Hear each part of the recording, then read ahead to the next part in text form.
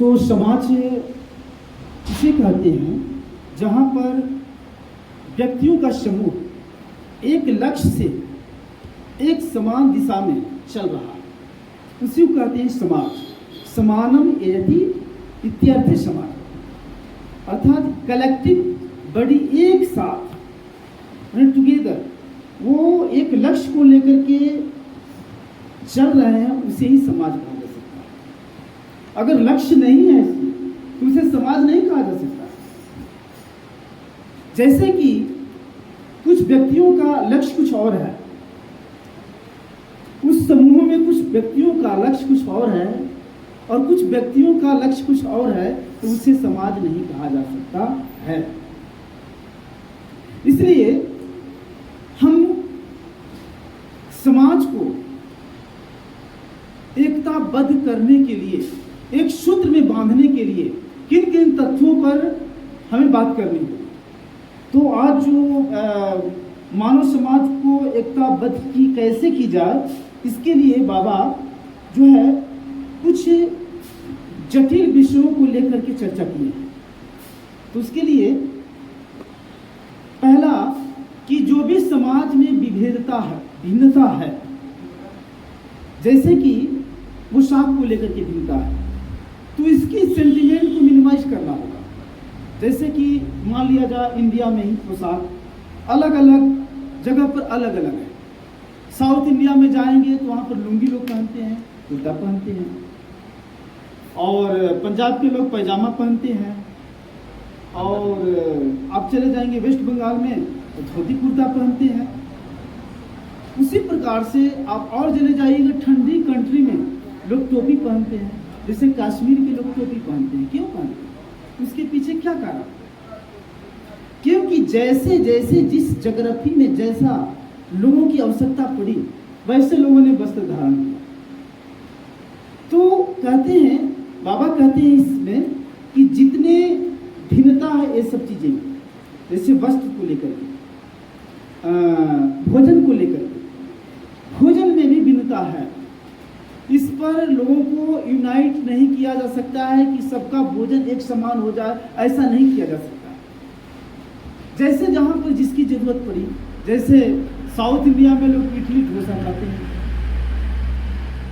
और उधर भोजपुर एरिया में लिट्टी चोखा ज़्यादा पसंद करते हैं लोग, पंजाब में रोटी पसंद करते हैं, ईस्टर्न यूपी में जाएंगे चावल रोटी दोनों पसंद करते हैं, वेस्ट बंगाल में चले जाएंगे, उड़ीसा में चले जाएंगे भात पसंद करते हैं, हिमाचल प्रदेश नेपाल में भी भात पसंद करते हैं।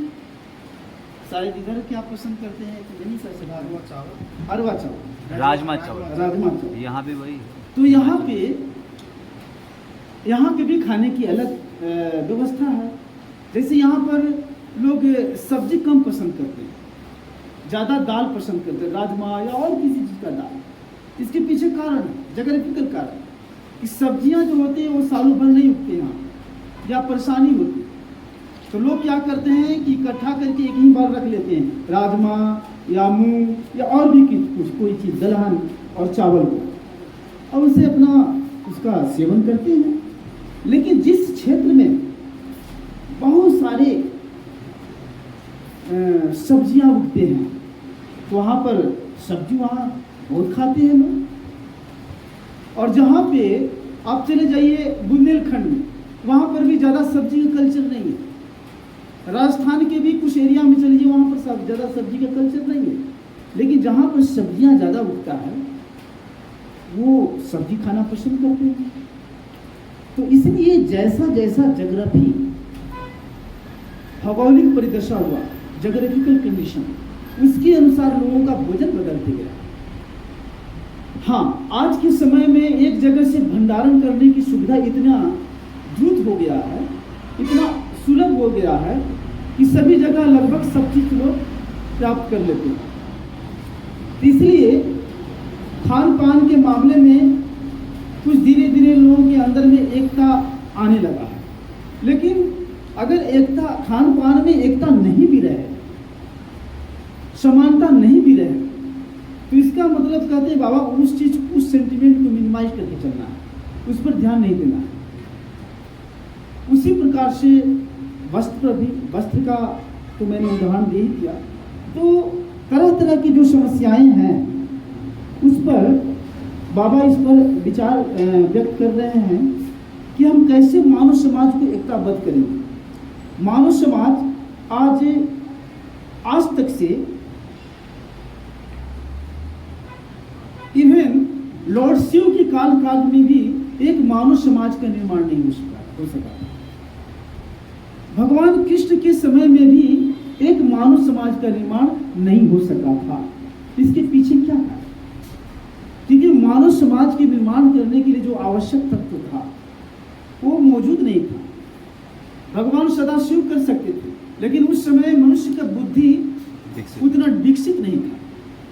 भगवान कृष्ण भी एक मानव समाज का निर्माण करने के लिए ही महाभारत की नींव रखी, लेकिन उस समय भी लोगों की मानव मनीषा इतनी विकसित नहीं थी, जिसके कारण ये स्थिति हुई कि उस समय भी मानव समाज की निर्माण नहीं हो सका।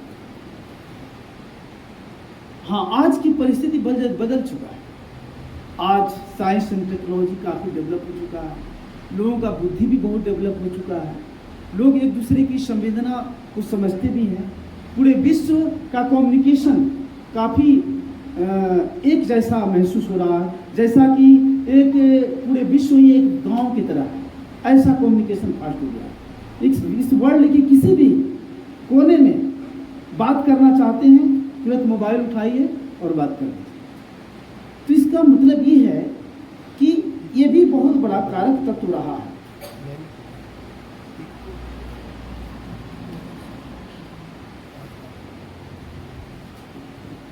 अब हम लोग थोड़ा आगे बढ़ते हैं।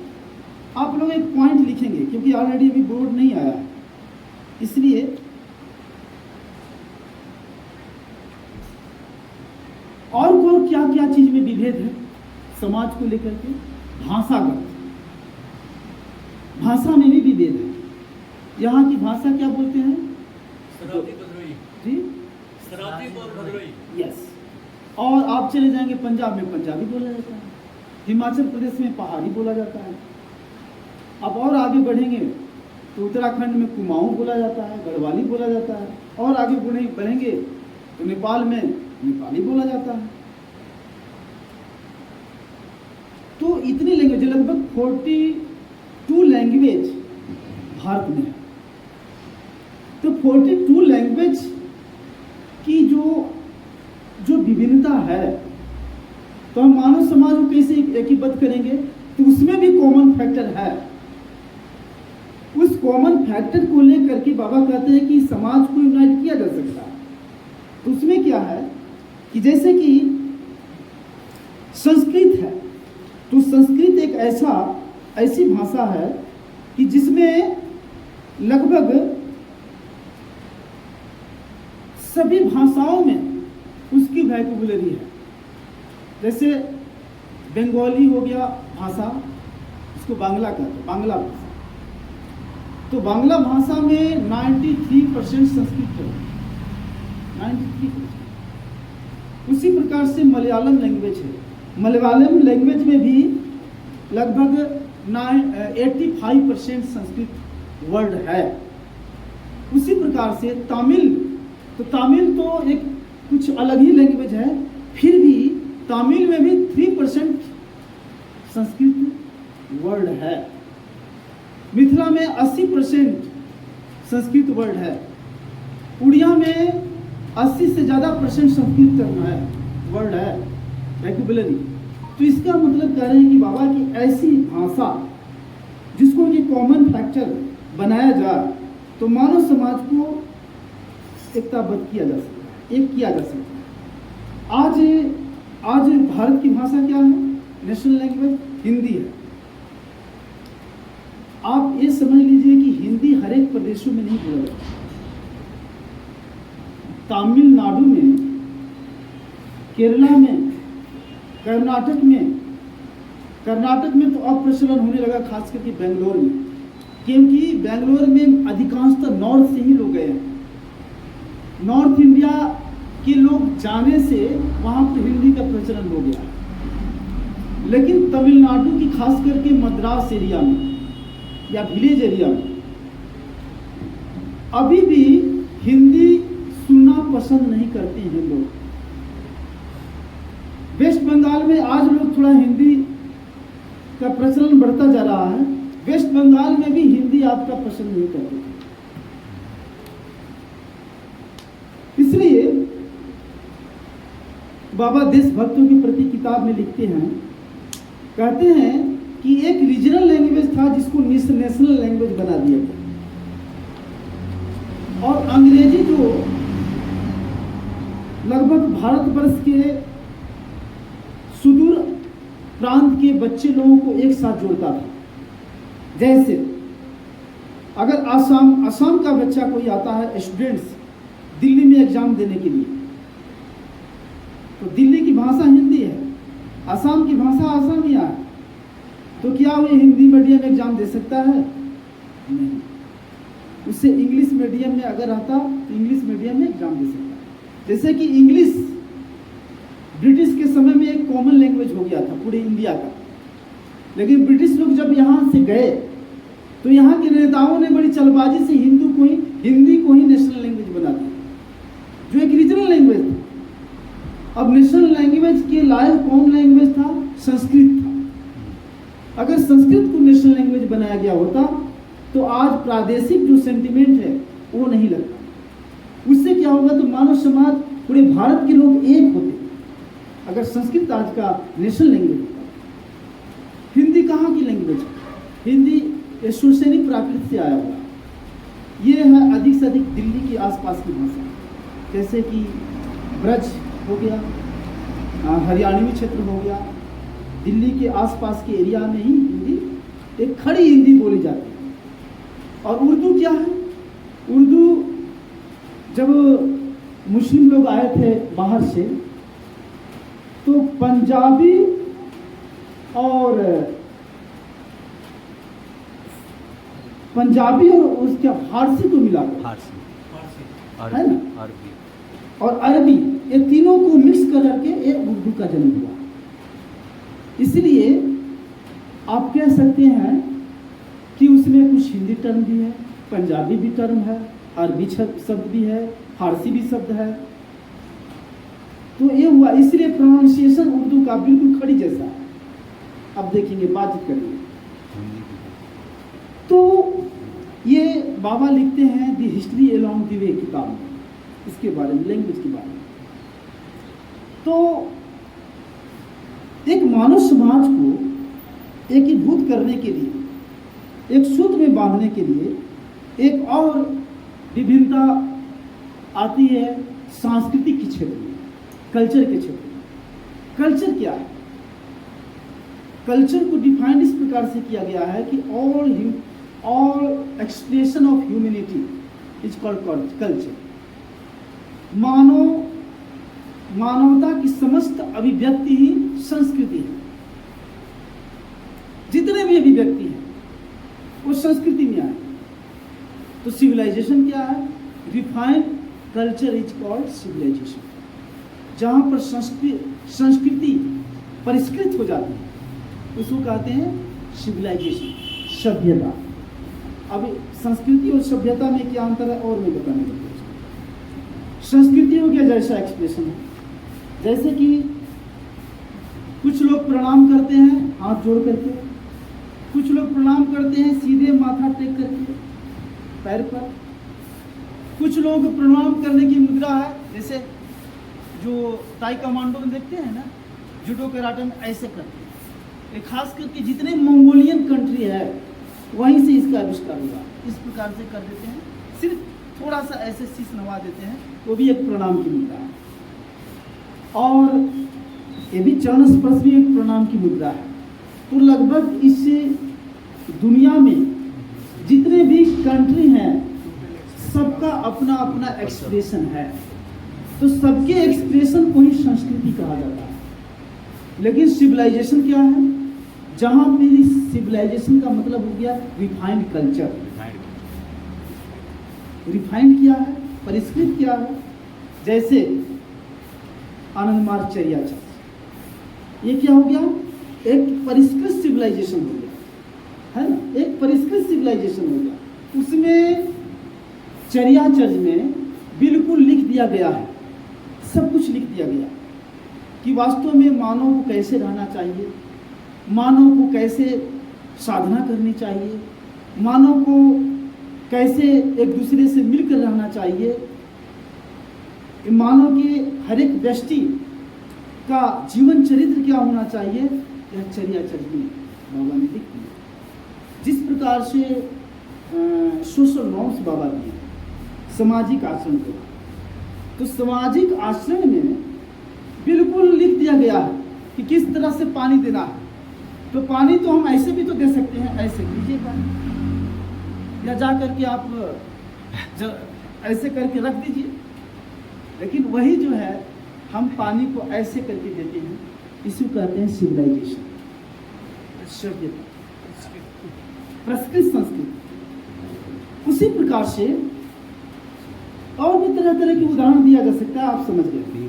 तो सिविलाइजेशन का मतलब ही हो गया रिफाइंड कल्चर। तो उसी प्रकार से हम और भी थोड़ा आगे बढ़ेंगे तो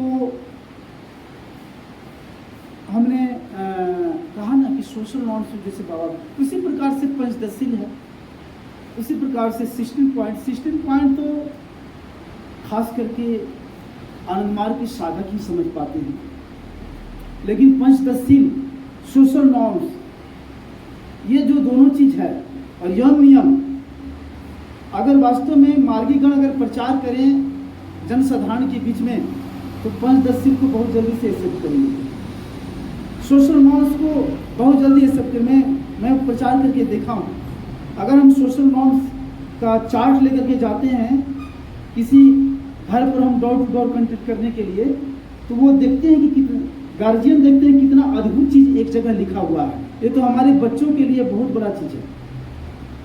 लेकिन क्या है कि हमारी प्रचार करने का कुछ तरीका उस प्रकार का व्यापक नहीं हो पाया। अगर सोशल नॉर्म्स, हम मानव समाज को एकताबद्ध करने जा रहे हैं, मानव समाज को किन किन फैक्टर पे एकीकृत करेंगे, ये तो हमारे मन में होना चाहिए ना। ये तो हो गया थ्योरी में, लेकिन प्रैक्टिकल क्या होगा? प्रैक्टिकल ज़्यादा बाबा बात कर रहे हैं इस क्षेत्र में। इसमें एकताबद्ध करने के लिए 3 बाबा ने उपाय देते हैं। फर्स्ट पॉइंट लिखिए, जिसे कहते हैं सामाजिक आर्थिक अधिक्षेत्र। सामाजिक आर्थिक अधिक्षेत्र जो कहते हैं सोशियो इकोनॉमिक फील्ड, स्फीयर। ये सामाजिक आर्थिक अधिक्षेत्र क्या है? जब समाज में एक के पास बहुत संपदा है, एक के पास संपदा इतना है कि वो मैरिज एनिवर्सरी में अपने वाइफ को एरोप्लेन भी गिफ्ट करता है, और एक के पास में संपदा इतना कम है कि एक माँ को अपने छोटे बच्चों को दवाई कराने के लिए भी उस तरसती है। तो समझना है कि मानव समाज एकीभूत नहीं, एकीकृत नहीं हो सकता। इसलिए पहला सदगुरु आए इस धरती पर, बाबा श्री चरणमूर्ति जी, इस मानव समाज को एकीकृत करने के लिए प्राउड फिलॉसफी दी। अब बताया जाए कि एक के पास बहुत कुछ है और एक के पास कुछ भी नहीं है, और बोलो कि एक साथ मिलजुल करके रहो, ये संभव है? एक ही घर में 2 भाई, अगर एक भाई के पास ज़्यादा संपत्ति हो जाती है और दूसरे भाई के पास संपत्ति नहीं होती है, तो दोनों के बीच में कैसा मतभेद होता है, आप लोगों से अधिक कोई नहीं जान सकता। अगर पिता से कुछ न्याय करने में नासमझी हो जाती है, तो उस वक्त भी भाई एक दूसरे के प्रति सौहार्द का भाव नहीं बना पाते। यही कारण है। इसलिए इस मानव समाज को एकताबद्ध करने के लिए इकोनॉमिक फैक्टर बहुत जरूरी है, बहुत जरूरी है। ठीक है, मान लिया जाए एक के पास संपत्ति है, बहुत अच्छी बात है, लेकिन दूसरे के पास कम से मिनिमम रिक्वायरमेंट तो रहे, मूलभूत आवश्यकता, भोजन, वस्त्र, आवास, शिक्षा, चिकित्सा की व्यवस्था तो रहनी चाहिए। तभी तो हम सोचेंगे कि वो भी मेरा भाई है। लेकिन आज के समय में अमीरी और गरीबी के बीच इतनी खाई है कि मानव समाज को एकताबद्ध नहीं किया जा सकता है। इसलिए बाबा ने सोशियो इकोनॉमिक फिलॉसफी दिया, इसी को कहते हैं क्राउड। और एक बात और है, बाबा एग्जाम्पल देते हैं कुछ खास क्षेत्र का, जैसे झारखंड और उड़ीसा, दोनों जो है मिनरल्स में वर्ल्ड का सबसे रिचेस्ट है। खास करके उड़ीसा का ये कौशल क्षेत्र वर्ल्ड का नंबर 1 है। लेकिन वहाँ के कल कारखाने जो भी इंडस्ट्रीज है, उसके कच्चे जो रॉ मटेरियल हैं, कच्चा माल जिसको कहते हैं, उस पर आधारित वहाँ उद्योग नहीं लगेगा। अगर उद्योग लगता भी है तो वहाँ के लिए एम्प्लॉय कहाँ से आएंगे? बाहर से आएंगे। और बाहर से एम्प्लॉय आएंगे तो वहाँ के लोकल लोग क्या करेंगे? बेरोजगार होंगे कि नहीं? झारखंड में टाटा स्टील कंपनी है, उसके बाद बोकारो में स्टील प्लांट्स है, लेकिन वहाँ की जो वैकेंसी है कहाँ, उसका ऑफिस कहाँ है? दिल्ली में। तो इसको कहते हैं कि सामाजिक आर्थिक क्षेत्र में असमानता के कारण आज लोगों के बीच में विद्रोह की भावना है। वहां के स्थानीय लोग बाहरी लोगों के प्रति विद्रोह की भावना और बाहरी लोगों के स्थानीयों के प्रति विद्रोह की भावना पैदा होती है। ये व्यवहारिक पक्ष में होती है। जैसे पंजाब में कुछ एरिया है, जैसे एक लुधियाना, चंडीगढ़ में कुछ कुछ खास एरिया है कि वहाँ के स्थानीय लोग, अगर इलेक्शन होता है तो वार्ड कमिश्नर, वार्ड पार्षद स्थानीय लोग नहीं जीतते। वो बाहर के लोग जो आए हैं कमाने के लिए, उन लोगों का संख्या ज़्यादा है वहाँ, उसी में से कोई वार्ड कमिश्नर बनता है, वार्ड पार्षद बनता है। क्यों? क्योंकि अपने राज्य को छोड़ करके उन्हें कमाने के लिए यहाँ की इंडस्ट्री में काम करना पड़ा है। तो क्या होगा? एक तो जहाँ से वो आए हैं वहाँ की कल्चर को लेकर के आए हैं, तो स्वाभाविक है कि दूसरे जगह कल्चर एक स्थानीय कल्चर पर हावी होगा। ये भी ठीक नहीं है। अगर हैप्पी ब्लेंडिंग होती है तो बहुत अच्छी बात है।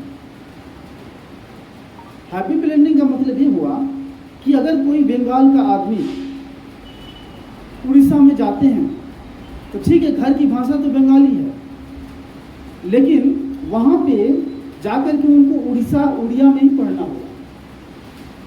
लेकिन बहुत ज़्यादा पॉपुलेशन एक जगह, जैसे मॉरिशस में, तो मॉरिशस में भोजपुर के लोग ज़्यादा हैं वहाँ, इसलिए वहाँ का सेकंड लैंग्वेज भोजपुरी है, और वहाँ का प्रेसिडेंट भी वहाँ के भोजपुर प्रदेश के लोग बनते हैं। अभी तक से जितना इतिहास में देखिए, सब वहाँ के प्रेसिडेंट हैं। उसी प्रकार से फिजी है, वहाँ की भी वही बात है, क्योंकि ये अंग्रेज के शासन काल में हुआ था, तो वहाँ तो कुछ एक एडजस्टमेंट है। लेकिन मान लिया जाए एक पंजाबी एक लैंग्वेज है, और पंजाब में ईस्टर्न यूपी और बिहार से लोग आकर के बस जाएंगे, तो वहाँ के स्थानीय लोगों के ऊपर दबाव पड़ेगा कि नहीं पड़ेगा?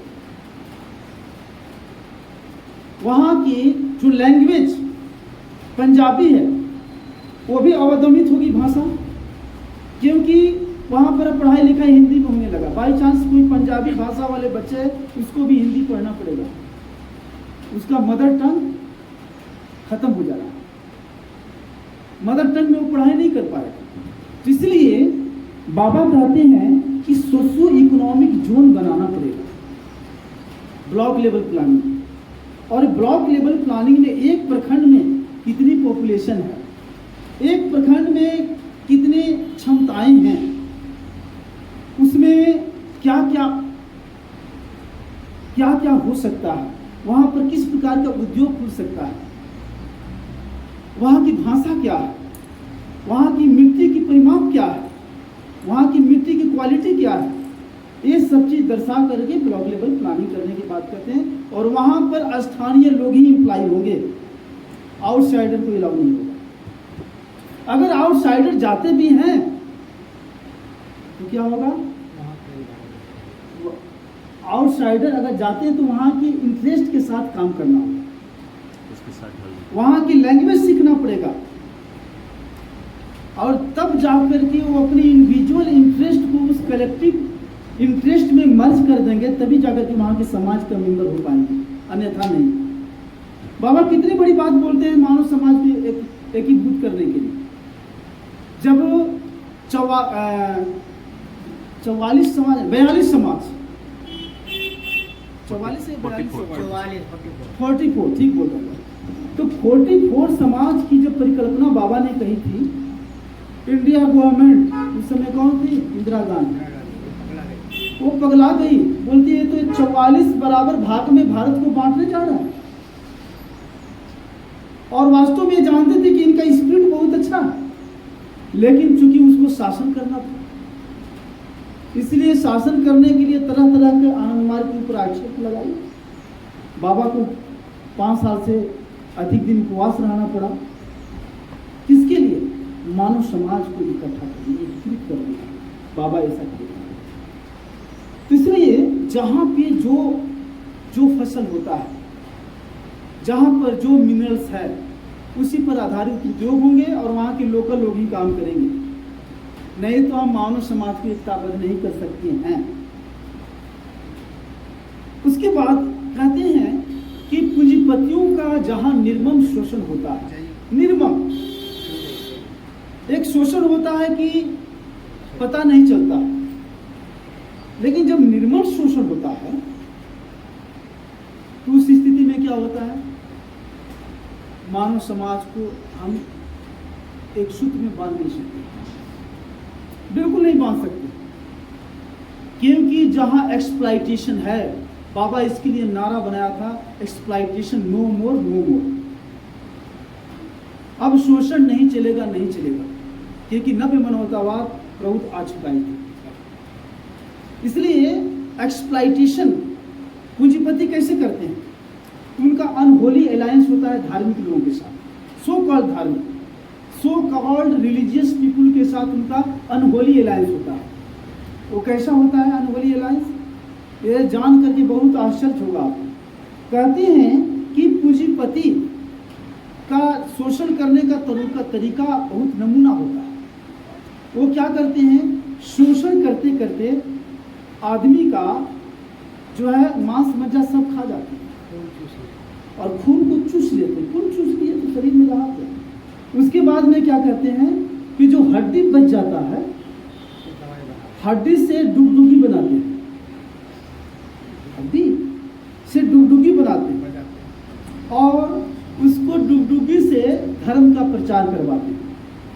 यही है unholy alliance between capitalist and religion. क्या होता था कि पादरी लोग एक समय पाप विमुक्ति विमोचन पत्र बनाते थे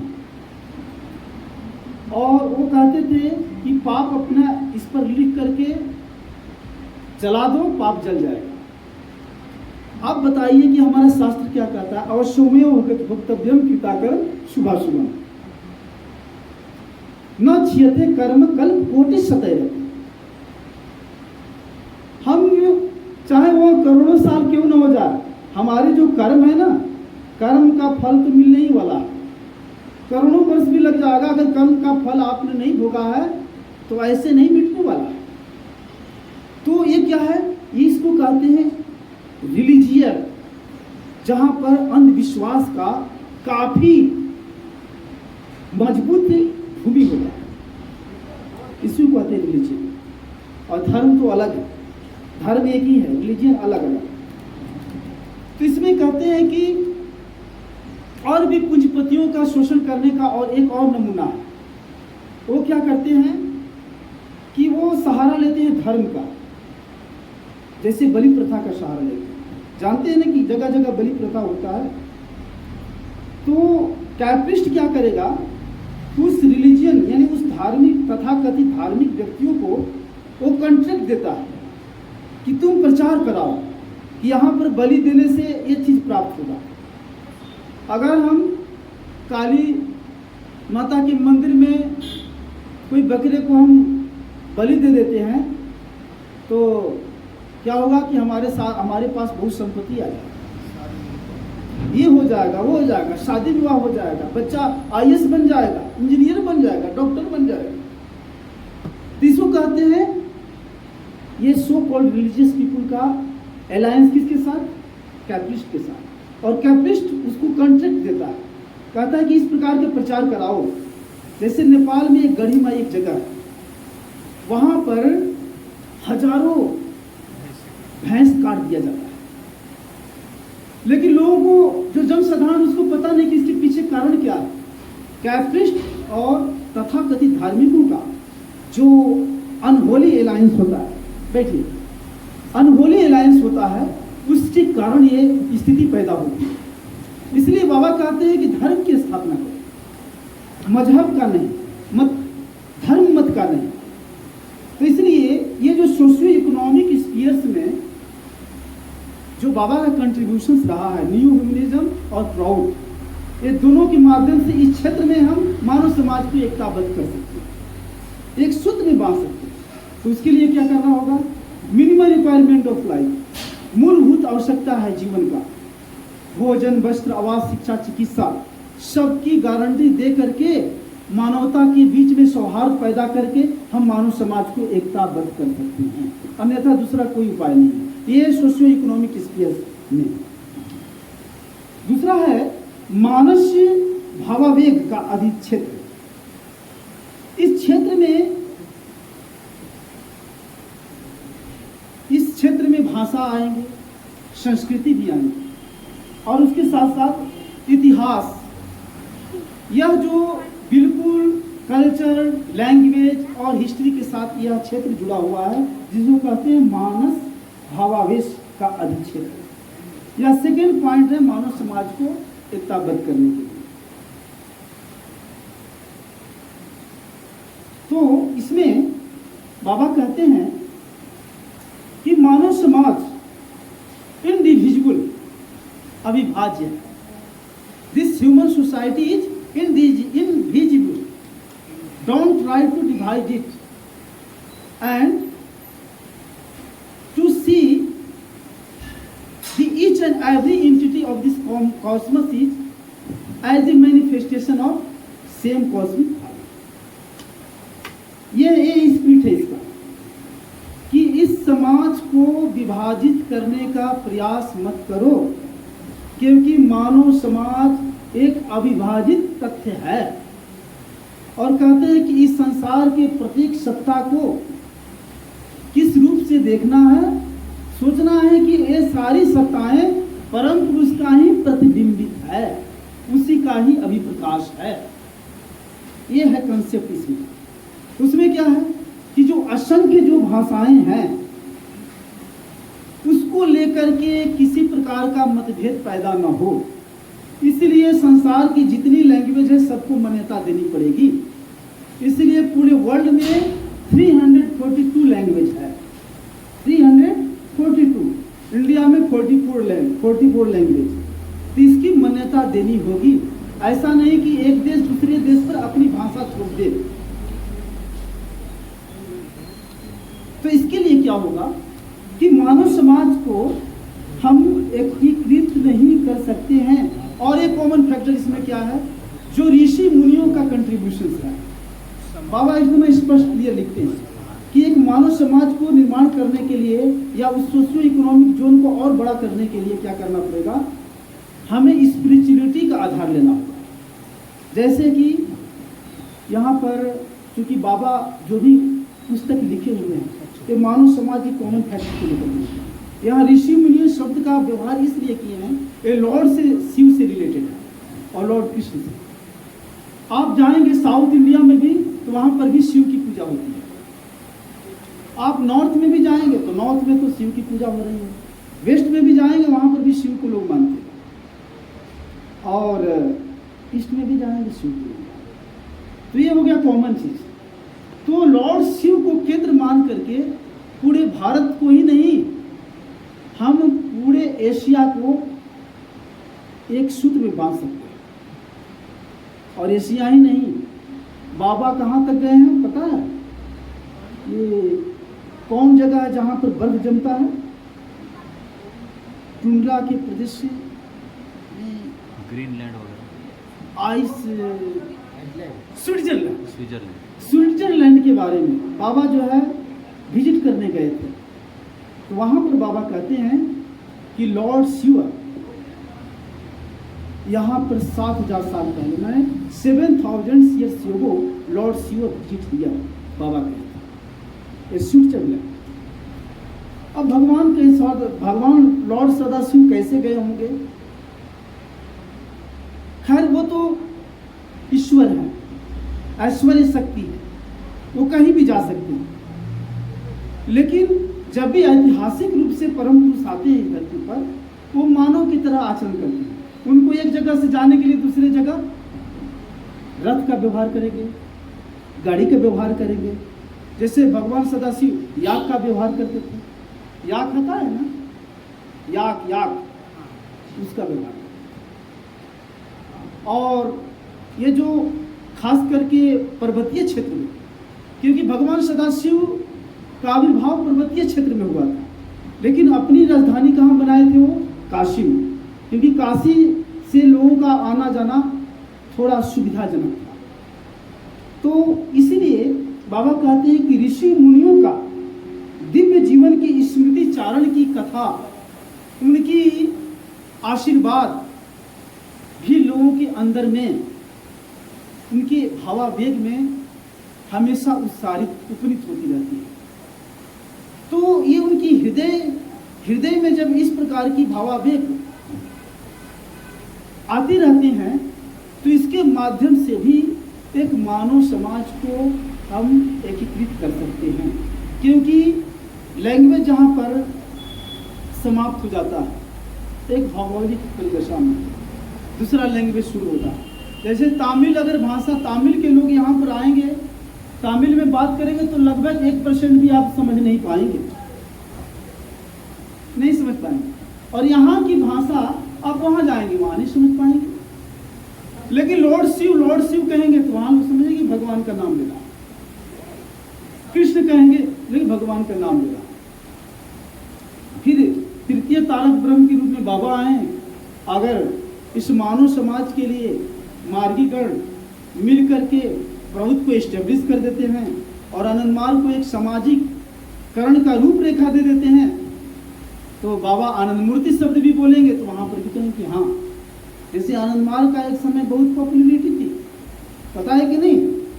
जिस समय आत्मदाह किया गया था, सन्यासी दादाओं ने किया था आत्मदाह गुरु के लिए, उस समय आनंद मार्ग का जो नाम था, हर एक पत्र में, पत्रिका में या न्यूज़लेटर में, न्यूज़पेपर में हेडलाइन होता था आनंद मार्ग मॉन्क, हेडलाइन होता था। चाहे जैसे भी हो, पॉपुलरिटी आनंद मार्ग की थी।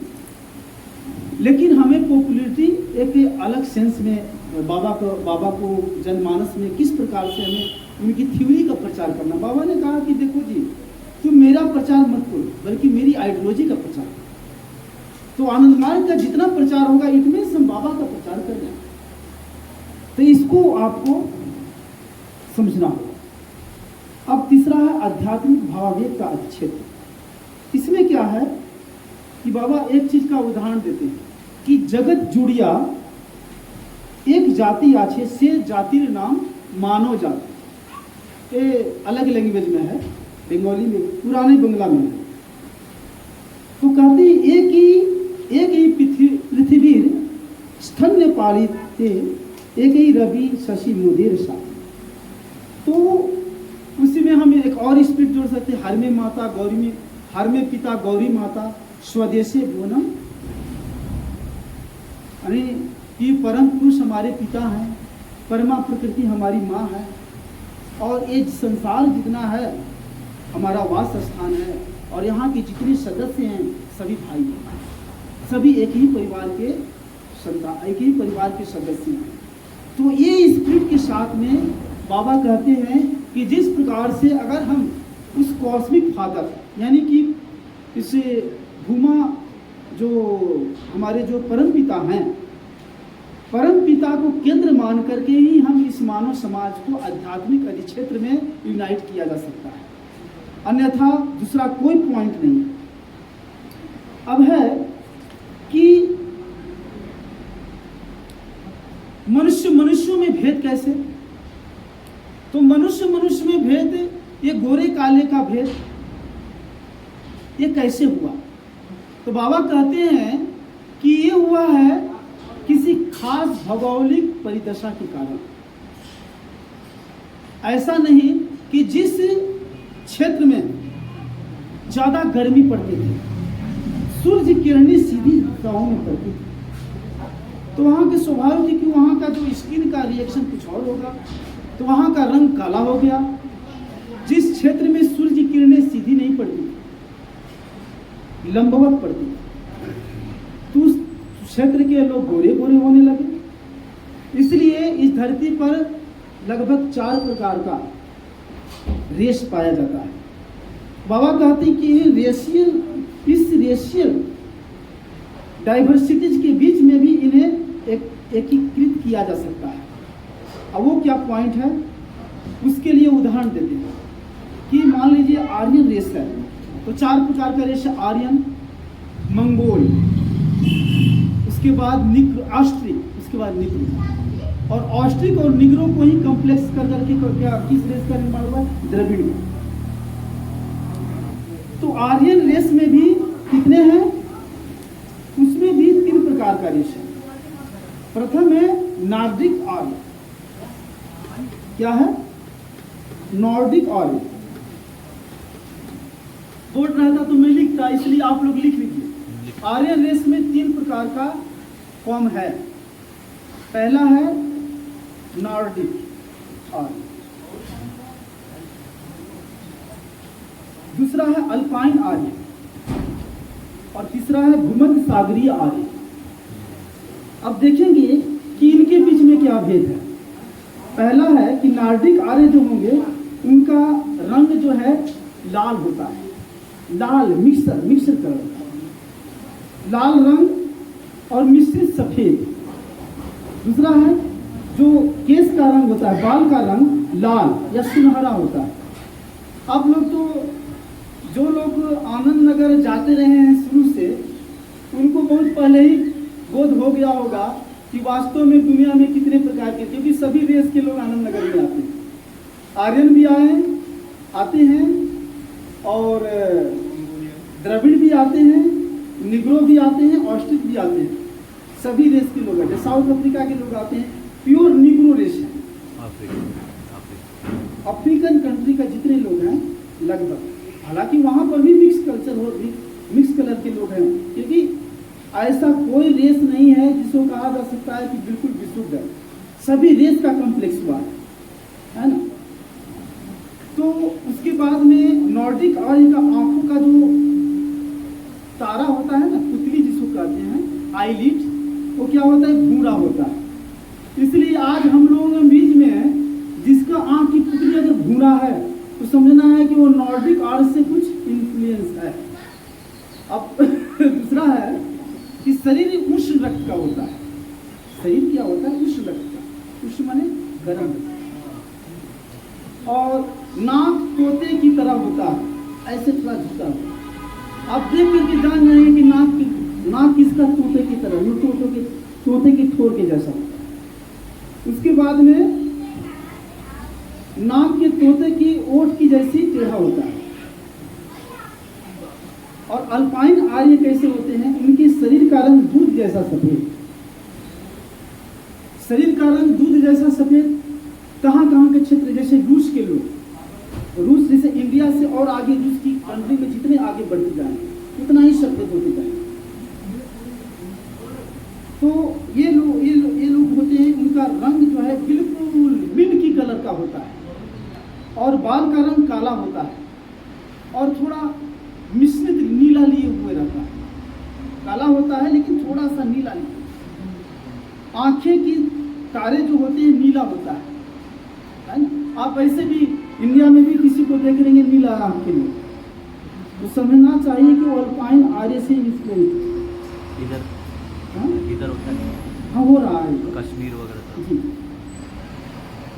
शरीर का खून कम उष्ण होता है और नाक बाज पक्षी जैसी नुकीली होती है। बाज पक्षी देखिए ना, माने थोड़ा सा ज्यादा ही कुछ नुकीली हो रहा है।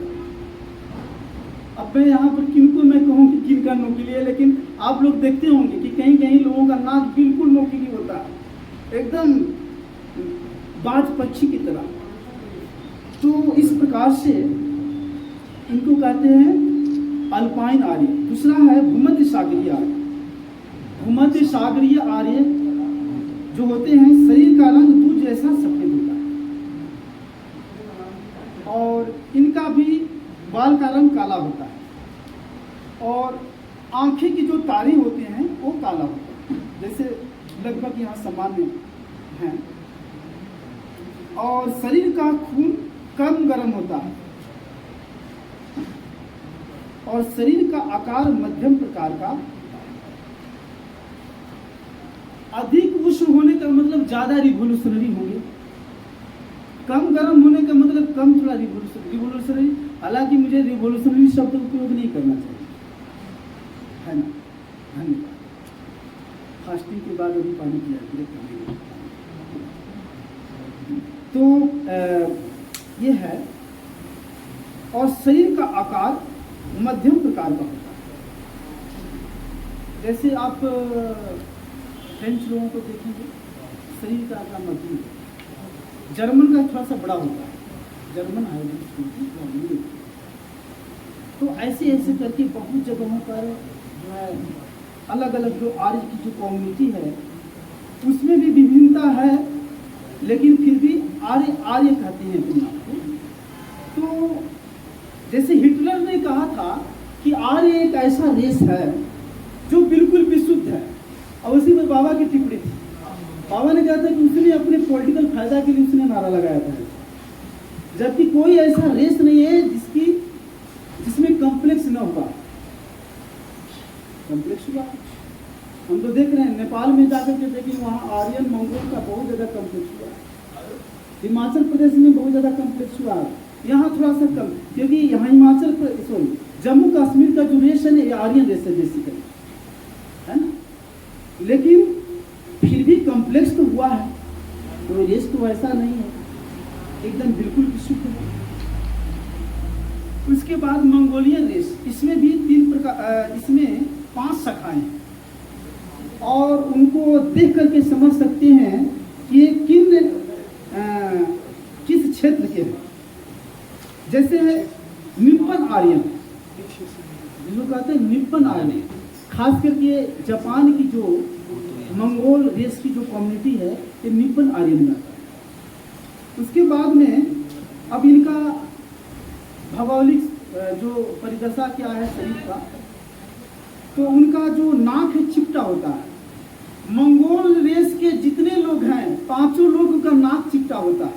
अगर किसी व्यक्ति का जम्मू कश्मीर में भी अगर नाक चिपटा है तो समझ लेना है कि उनका मंगोल रेस से कॉम्प्लेक्स हुआ, या कहीं भी ये 100%, क्योंकि नाक चपटा मंगोलियन रेस की कम्युनिटी नहीं पाया जाता। तो और कपाल ऊंचा होता है, कपाल ऊंचा होता है और चेहरा बड़ा बड़ा होता है। जापान के लोगों का जो शरीर होता है उतना बड़ा नहीं होता है, लेकिन कपाल बड़ा होता है। और नाक क्या होता है, चपटा होता है और कपाल ऊंचा होता है, चेहरा भी बड़ा बड़ा होता है। इसके बाद में सेकेंड है मूल चयनिक। इनका शरीर का जो ऐसे मंगोलियन रेस के जितने शरीर के लोग पीला होते हैं, येलो कलर का है ना, उनका शारीरिक जो कॉम्प्लेक्स है येलो होता है, पीला। तो ये चाइनीज लोगों का भी जो नाक होता है उनका भी नाक चपटा होता है, आंखें पतली है ना। इंडियन लोगों का आंख और चाइनीज लोगों का आंख देखेंगे लगभग हाफ हो जाएगा, चाइनीज लोगों का आँख छोटा छोटा होगा, इंडियन लोगों का आँख बड़ा बड़ा होगा। और इंडियन लोगों का आँख क्या, इंडिया में भी तो बहुत सारे मंगोल रेस हैं, बता रहा हूँ ना। खास करके आर्यन रेस जो हो गया, ऑस्ट्रिक लोगों का और निग्रो लोगों का आँख थोड़ा बड़ा होगा। लेकिन खास करके ये जो मूल जो चाइनीज जो मंगोल रेस होते हैं, इनकी जो आँखें हैं बहुत छोटी छोटी होती हैं। चीन के लोगों का आँख छोटे छोटे होते हैं और आँख की पतली भी छोटी, उसकी पुतली भी छोटी होती है, जिसको आईलिड कहते हैं। उसके बाद में एक मलय शाखा आता है, मलय शाखा। ये जो मलय शाखा के लोग का शरीर छोटा होता है और नाक चपटा होता है। और एक शाखा इंडो बर्मन, खास करके इंडो बर्मन का जो क्षेत्र है इंडिया से रिलेटेड, जैसे आसाम, मिजोरम, नागालैंड, अरुणाचल प्रदेश, बर्मा, भूटान, ये कौन रेस है मंगोल का? इंडो बर्मन रेस है। यहाँ के लोगों का शरीर बड़ा होता है।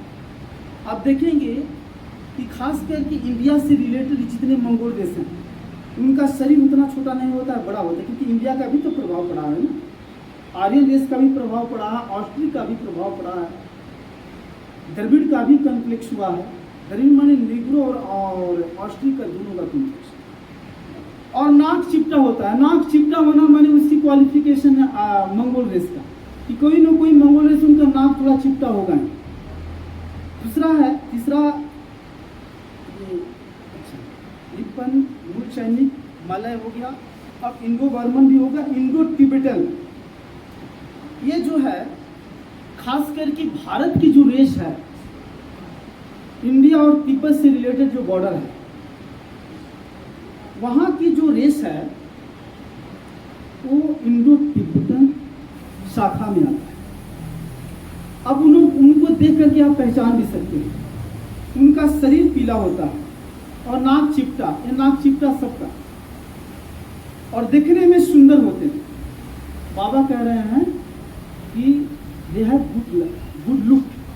देखने में वो कभी कभी लोग ये समझ लेते हैं कि वो आर्यन रेस जैसा लगेगा। इंडो तिब्बतन जो है तो बिल्कुल लगेगा कि जैसे कि बिल्कुल आर्यन जैसा, लेकिन वो आर्यन नहीं है, वो है मंगोल। नाक कम चपटा होता है, इसलिए उनको पहचानना बड़ा मुश्किल होता है। वो भारत की संस्कृति में बिल्कुल वो कितने सदियों से मिले जुले हैं और देखने में सुंदर, प्रायः रोए नहीं होते हैं, शरीर पर रोए नहीं होते हैं। तो ये है इंडो तिब्बतन शाखा के लोग। अब इसमें इंडो तिब्बतन शाखा में बहुत सारे ऐसे लोग हैं जो कि जैसे कि नेपाल के लोग भी इंडो तिब्बतन शाखा में आते हैं। और आपके हिमाचल प्रदेश, उत्तराखंड, ये सब इंडो तिब्बतन शाखा, वहाँ पर जो भी मंगोलियन रेस है सब इंडो तिब्बतन आते हैं। और नेपाल और कुछ ऐसे, जैसे मान लीजिए मिथिला कल्चर, तो मिथिला कल्चर में 3 प्रकार का रेस है। उसमें मंगोल भी हैं, ऑस्ट्रिक भी हैं और द्रविड़ भी रेस जो है कॉम्प्लेक्स है, तीनों कॉम्प्लेक्स है। इसलिए वहाँ पर गोरे भी मिल जाएंगे, काले भी मिल जाएंगे, नाक थोड़ा थोड़ा चपटे भी मिल जाएंगे। और वैसा ही है वेस्ट बंगाल के साथ। वेस्ट बंगाल में आर्यन कॉम्प्लेक्स नहीं है, वहाँ पर लिटिल इन्फ्लुएंस ऑफ आर्यन बाबा कहते हैं, बहुत थोड़ा इन्फ्लुएंस है आर्यन वेस्ट बंगाल में। वहाँ पर क्या है, आर्यन मंगोल, ऑस्ट्रिक और निग्रो, या मंगोल कह सकते हैं, द्रविड़ कह सकते हैं, लेकिन निग्रो और ऑस्ट्रिक का दोनों का कॉम्प्लेक्स। इसलिए इस यहाँ पर इस पूरे विश्व में एक वही स्थान है जो बंगाल, जहाँ पर सबसे ज़्यादा रेशियल कॉम्प्लेक्स हुआ। इसलिए दिमाग बड़ी तेज होता है, ज़्यादा ही तेज हो जाता है तो बड़ी दिक्कत है। तो इसलिए जहाँ पर अलग अलग रेस के लोग एक जगह आकर के कॉम्प्लेक्स इसलिए भारत एक ऐसा देश है, यही एक भारत एक ऐसा देश है जहाँ पर लगभग सभी रेस का कॉम्प्लेक्स हुआ है, मिश्रण हुआ। इसलिए यहाँ पर जो जीवन यापन कर लेता है वो पूरे विश्व में कहीं भी वह सफल हो जाता है। अब देखिए इंडियन लोगों को, अब इंग्लैंड की बात है, मार्गी बच्ची है, उसकी भाषा इंडियन है, हिंदी है, और इंग्लैंड के बच्चों में भी वो कंपटीशन में इंग्लिश में सबसे पहला फर्स्ट मार्क्स आ। कारण क्या? अमेरिका में बहुत सारे ऐसे स्टूडेंट्स इंडियन हैं जो वहाँ पर नंबर वन मार्क्स आ रहा है, फर्स्ट पोजीशन आ रहा है। क्यों? क्योंकि यहाँ भारत जो भूमि है ये ऐसे कॉम्प्लेक्स का जगह है जहाँ पर सभी सिविलाइजेशन एक जगह इकट्ठा हो गए, तो स्वाभाविक है कि सब प्रकार की बुद्धि यहाँ पर डेवलप हुआ है। एक प्रॉपर जंक्शन पर आकर के यूनाइट होकर के एक अलग ही रेस पैदा हो गया है, जिसको भारतीय रेस, इंडियन रेस कहा जा सकता है। रेस तो चार है, लेकिन एक भारत के इतना कॉम्प्लेक्सिटी हुआ है रेस का, क्योंकि एक इंडियन को देख करके नहीं कर सकते हैं कि आर्यन है कि मंगोल है कि द्रविड़ है कि निग्रो है, सभी चारों कॉम्प्लेक्स उसमें भरा हुआ है। किसी का नाक आर्यन जैसा है तो उसका शरीर निग्रो जैसा है, किसी की आंख ऑस्ट्रिच जैसा है। तो इस प्रकार से बहुत कॉम्प्लेक्स हुआ। अब हम लोग निग्रो की ऑस्ट्रिच की ओर चलते हैं, तो ऑस्ट्रिच लगभग वो एक ही रेस होता है, चेहरा मध्यम आकृति होती है और शरीर का रंग काली मिट्टी की तरह है ना, काली मिट्टी की तरह उनका शरीर का रंग होता है। तो अब है कि जैसे कि खास करके कुछ ऐसे जगह जहाँ पर जैसे झारखंड का पोर्शन और उड़ीसा का और छत्तीसगढ़ का, खास करके जैसे कि मुंडा, उरांव, संताली, कुछ है ऐसा वहाँ पर एक कम्युनिटी, वो ऑस्ट्रिच से बिलोंग करती है और उनकी भाषा भी बिल्कुल अलग है। अगर वहाँ पर जो लोग हिंदी बोलने वाले हैं, अगर वहाँ पर कोई संताली बोलेगा, जैसे आनंद नगर के एरिया में आसपास में बहुत सारे संताली बोलने वाले हैं, है ना। जैसे कि मैं खाता हूँ, मैं बोलूँगा कि आई ईट, अंग्रेजी में बोलूँगा आई ईट, और इसको बोलेंगे, अब हमको तो याद नहीं आ रहा है लेकिन मैं भी थोड़ा सीख लिया। जैसे भात खा रहा हूँ, जगह जम करना, एकदम अलग भाषा है ना, एकदम बिल्कुल। बच्चे खेल रहे हैं, ये हिंदी हो गया। संताली में इसको क्या बोलेंगे? गिदरे की गाती करना, गिदरे को गाती करना, माने समझिए कि बिल्कुल अलग लैंग्वेज, आप वहाँ पर समझ नहीं सकते। तो एक जो है ये ऑस्ट्रिच जो है, ये ऑस्ट्रिच रेस में, क्योंकि कोई भी रेस एक अलग अलग जगह पर नहीं पल रहे थे, एक खास भूभाग में, बाद में धीरे धीरे आवागमन का सुविधा होते गया तो अलग अलग भूभाग में बस गए, लेकिन अपनी लैंग्वेज को साथ मिलेगा। तो लैंग्वेज ऐसा ही होता है और लैंग्वेज मनुष्य को प्रभावित करता है। अब है मंगोलियन रेस के बारे में तो कह दिया हूँ, मंगोलियन रेस कहाँ कहाँ होता है सभी में बता चुका हूँ। लेकिन द्रविड़ गोष्ठी यह आंध्र प्रदेशीय, कर्नाटक, केरल और तमिल ऐसे जगहों पर द्रविड़ रेस। निग्रो रेस, क्योंकि निग्रो और ऑस्ट्रिच का ही कॉम्प्लेक्स है द्रविड़। तो निग्रो रेस का क्या है? निग्रो रेस का शरीर का रंग काला माने ऐसा वैसा काला नहीं, एकदम बिल्कुल कोयले जैसा काला, माने उनकी समतुल्य। जैसे साउथ अफ्रीकन लोग जब आते हैं भारत में तो उनको देख करके आप जान जाएंगे कि वो निग्रो रेस से बिलोंग करते हैं। बाल घुंघराला आप यूट्यूब पर नहीं देखते हैं, बाल घुंघरेला रहता है। या एमर्ड मैगजीन में भी देखे होंगे, अलग अलग रेस में हम लोग जो सेवा दे रहे हैं वो आ जाता है। उसके बाद में ओठ मोटे होते हैं और आर्यों की तुलना में खून कुछ कम उष्ण होता है। जैसे आर्य रेस जितना जल्दी उनके अंदर में बदलापन की भावना होती है या प्रतिकार करने की जितना क्षमता होता है, उससे कम निग्रो रेस में होता है। और ऊंचाई में लंबा होते हैं। आर्यन रेस के भी अनुपात में कहीं ऊंचाई में वो लंबा होते हैं। साउथ अफ्रीकन को देखिए कितना विशालकाय होते हैं जी। अब इसमें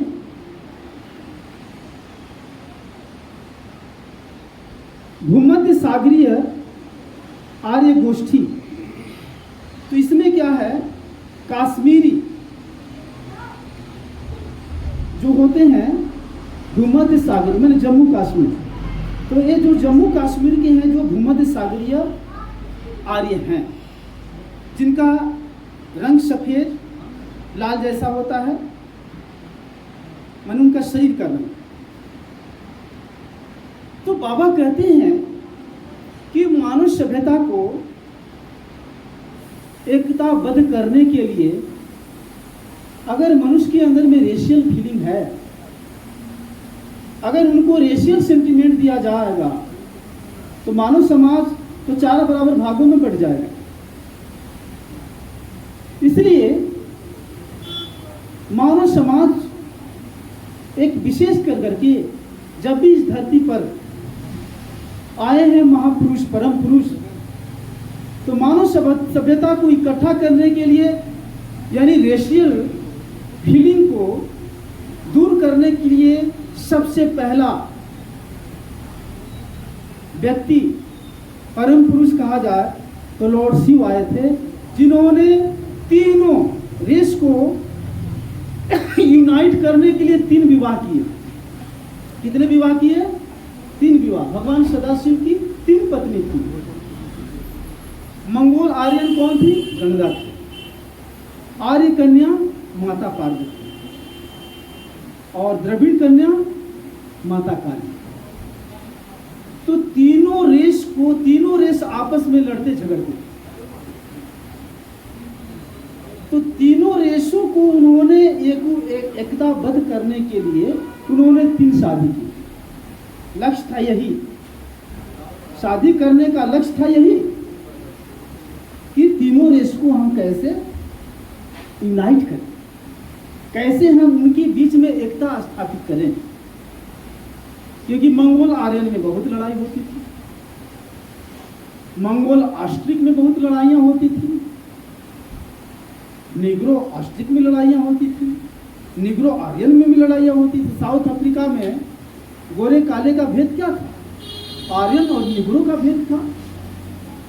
उसी प्रकार से नेपाल में भी एक भेद है, वहां पर भी आर्यन ऑस्ट्रिक का भेद था, लेकिन अब धीरे धीरे थोड़ा मिनिमाइज हुआ, क्योंकि शादी विवाह इतना काफी हुआ है दोनों रेस के बीच में कि अब पता ही नहीं चलता है कि किस रेस में कौन कम्युनिटी है, पता नहीं चलता। इसलिए आप देखेंगे खास करके इंडिया में, जो मैं पहले कह चुका हूं लेकिन पुनः इसको मैं बोलता हूं कि खास करके आप जो दिल्ली के आसपास, तो आर्य जो थे दिल्ली के आसपास में उनके ज्यादा पॉपुलेशन था, दिल्ली के आसपास में। जैसे कि भगवान कृष्ण के समय में, तो भगवान कृष्ण का कार्यकाल महाभारत का कार्यकाल, तो महाभारत के समय में भगवान कृष्ण ने क्या किया?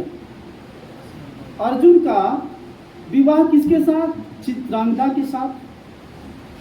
उसके बाद में नागवंश की एक कन्या थी, उसका नाम नहीं याद आ रहा, उसके साथ करवाया, सुभद्रा के साथ विवाह करवाया।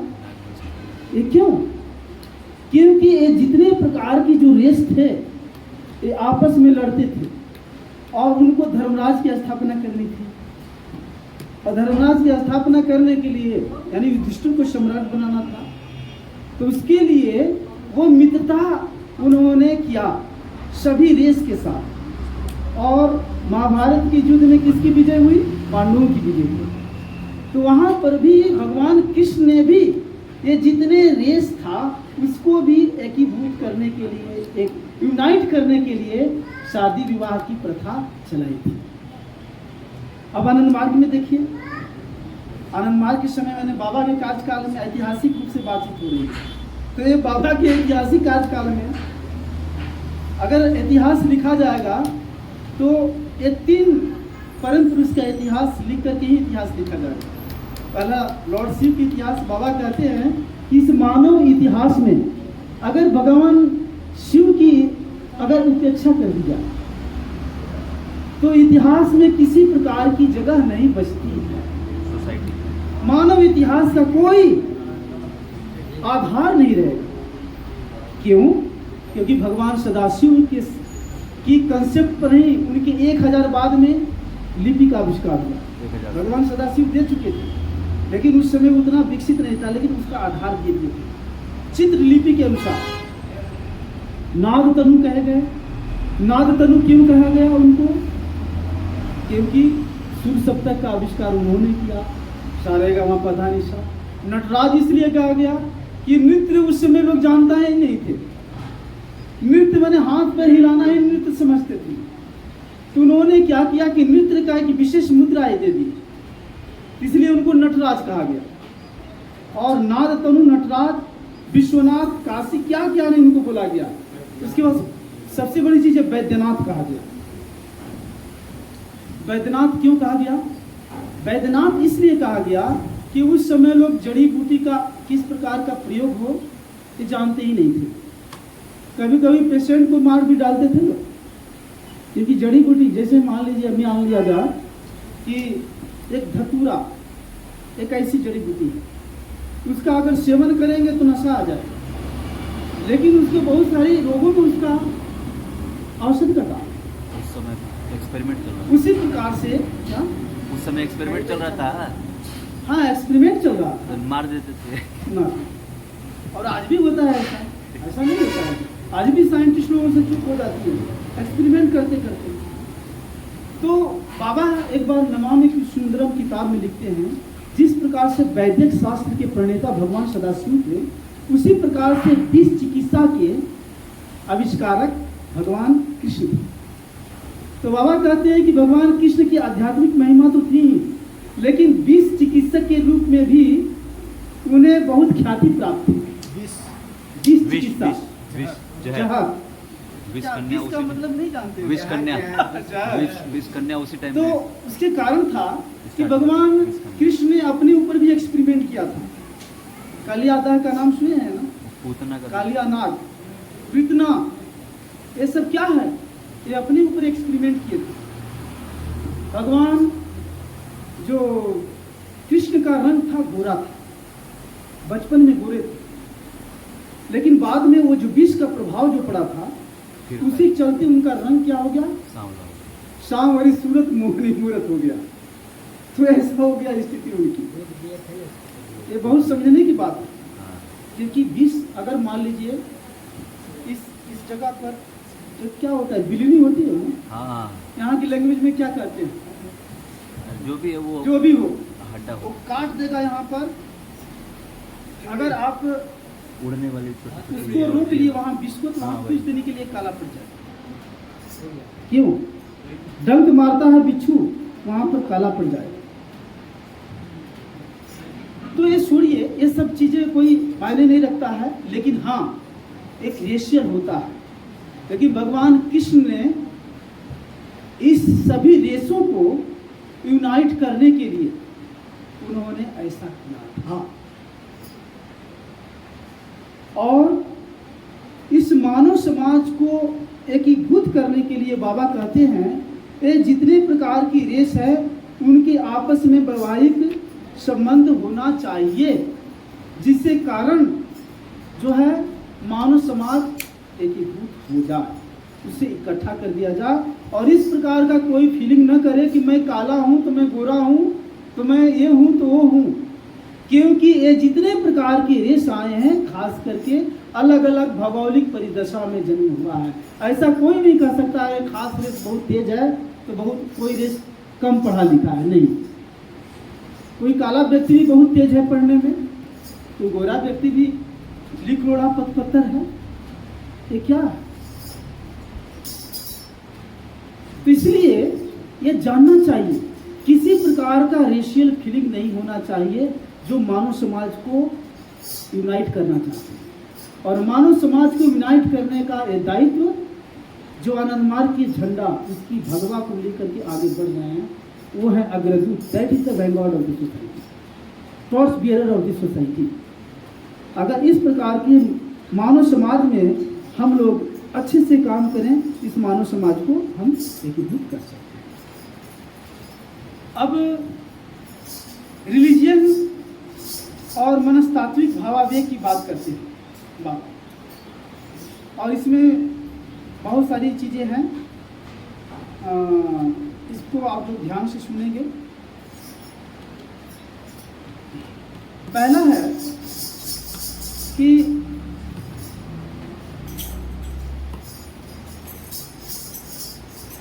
सबसे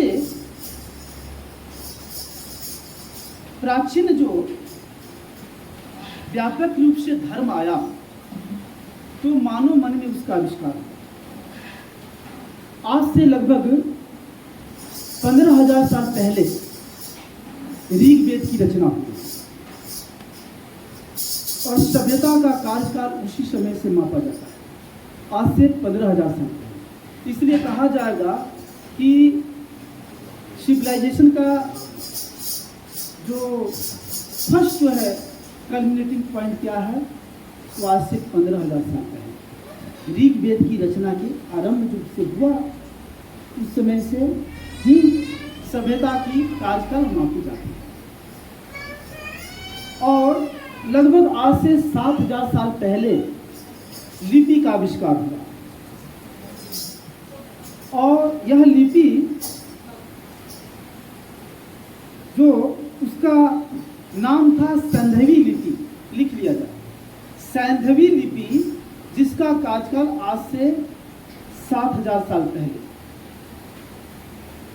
और आज से 5,000 साल पहले खरोष्ठी लिपि का आविर्भाव हुआ।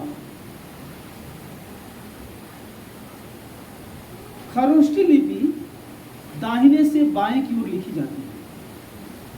कहाँ से? दाहिने से बाएं की ओर। ये जो हम लोग उर्दू यहाँ लिखते हैं ना, तो कहाँ से लिखा जाता है? खरोष्ठी लिपि में। हाँ, और आज से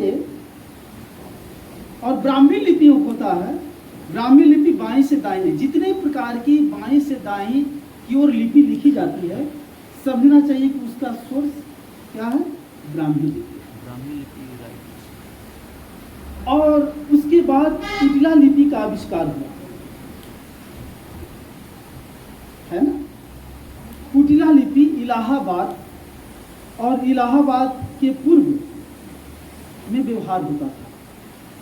इलाहाबाद का आज नाम प्रयागराज पड़ गया है ना, प्रयागराज। तो इलाहाबाद से पूरब जाएंगे, पूरब का मतलब इलाहाबाद से पूरब जाएंगे तुरंत बिहार आ जाएगा, है ना। बिहार का क्षेत्र माने भोजपुर एरिया, मगध एरिया, अंग देश, उधर मिथिलांचल। तो इसका व्यवहार कुटिला लिपि का होता था कहाँ?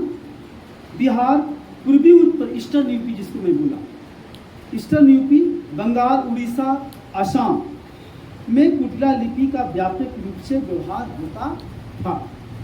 आज से कितने हजार साल पहले? 5,000 साल।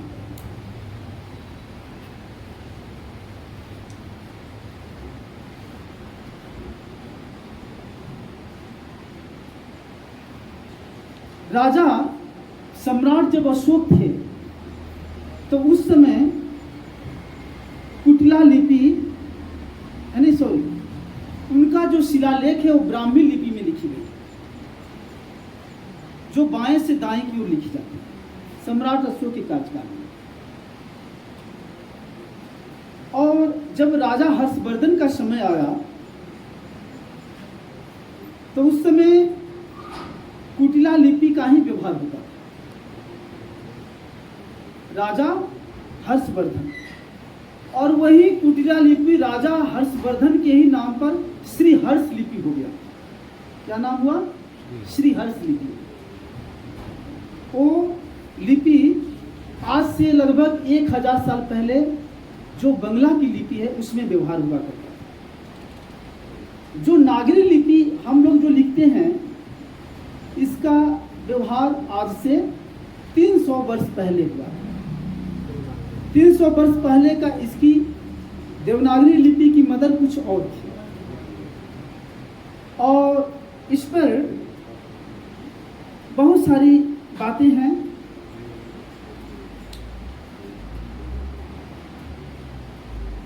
अब है कि मजहब क्या है या मतवाद क्या है। Religion is a path of faith, not logic. Due to religion,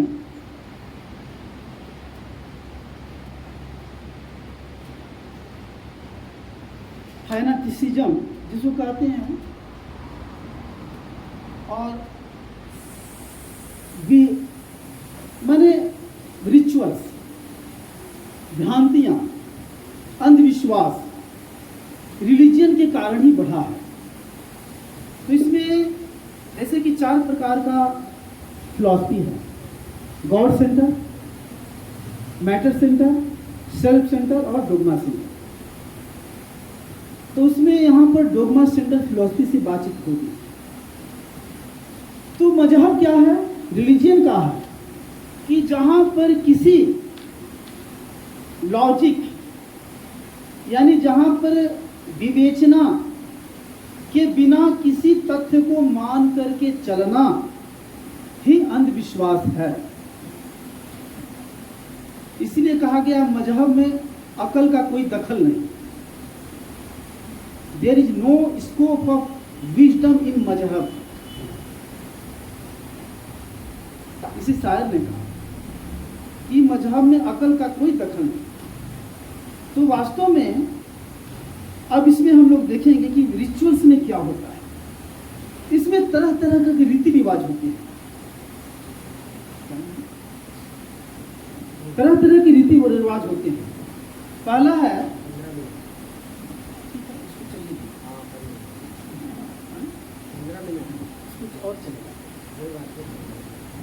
पहला है कि बलि प्रथा में निरीह प्राणियों को बलि देकर देवी देवताओं को प्रसन्न किया जाता है। First effect in religion. कोई भी पिता क्या अपने संतानों की बलि लेंगे? अगर परम पुरुष को उस निरीह प्राणियों का बलि दे रहे हैं तो परमात्मा के लिए तो सभी समान है ना।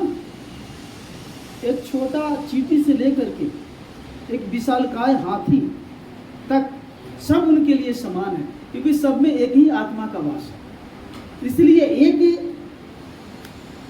परम पुरुष के लिए सब बराबर है।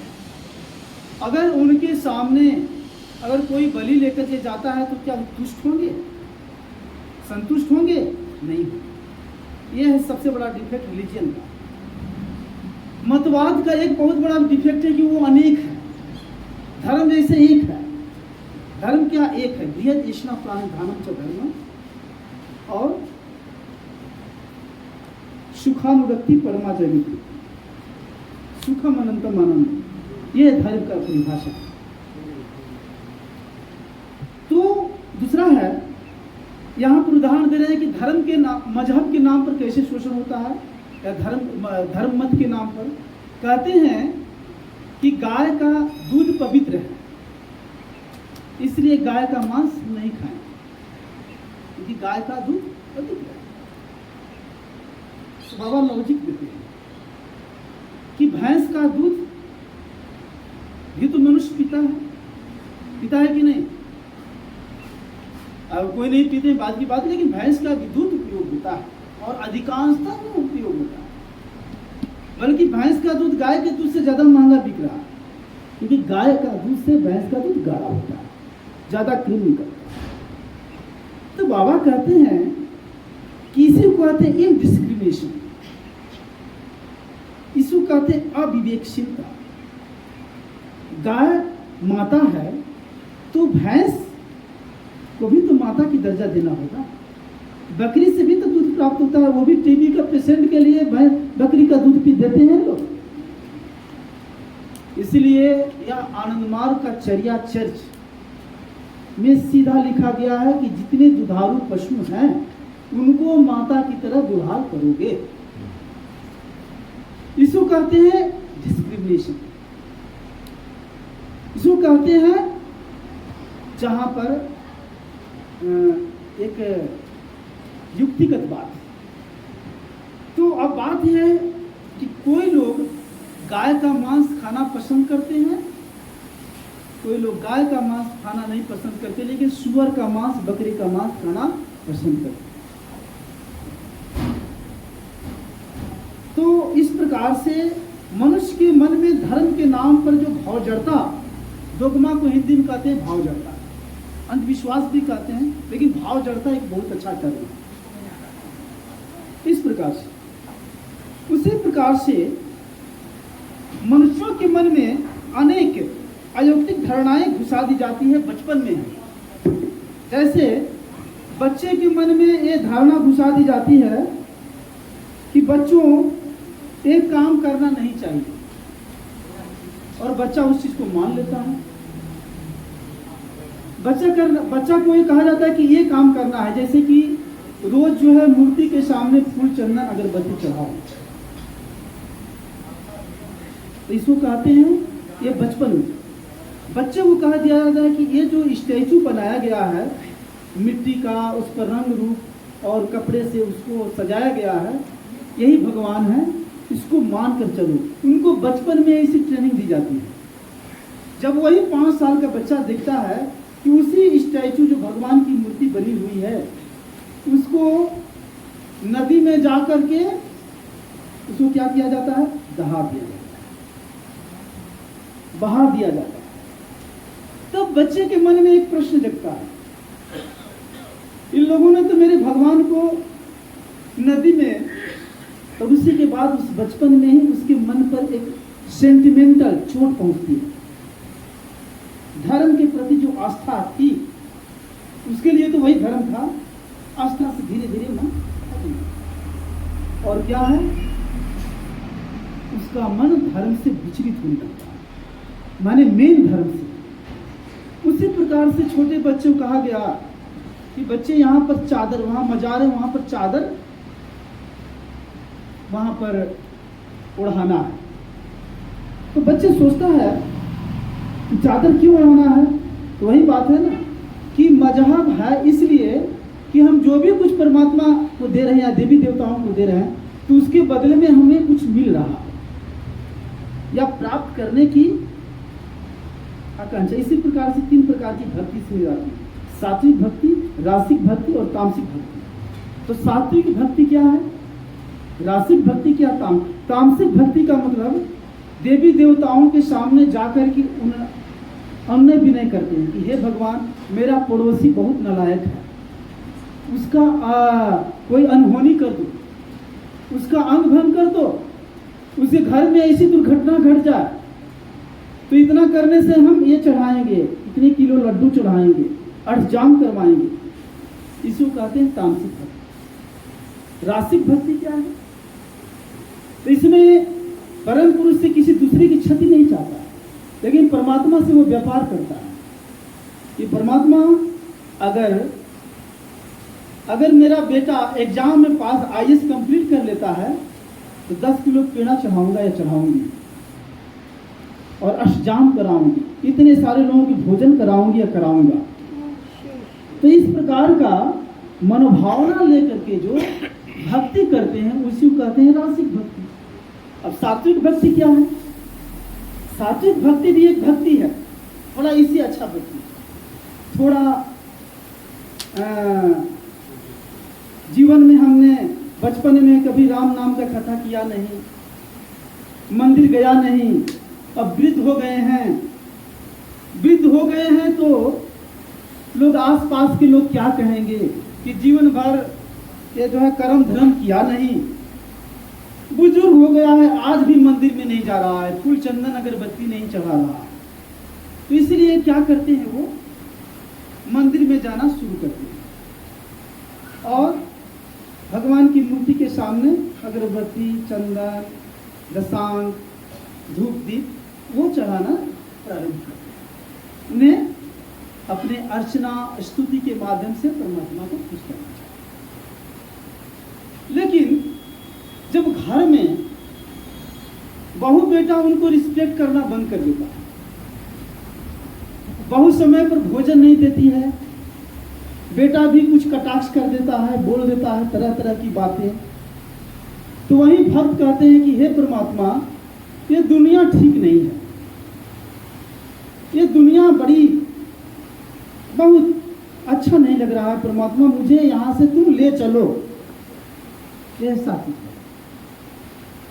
लेकिन कुछ दिन के बाद में क्या हुआ कि कुछ लोगों ने समझाया कि भाई पिता हैं, इनको समय पर भोजन, समय पर दवा नहीं चाहिए, उनकी अच्छी व्यवस्था होनी चाहिए।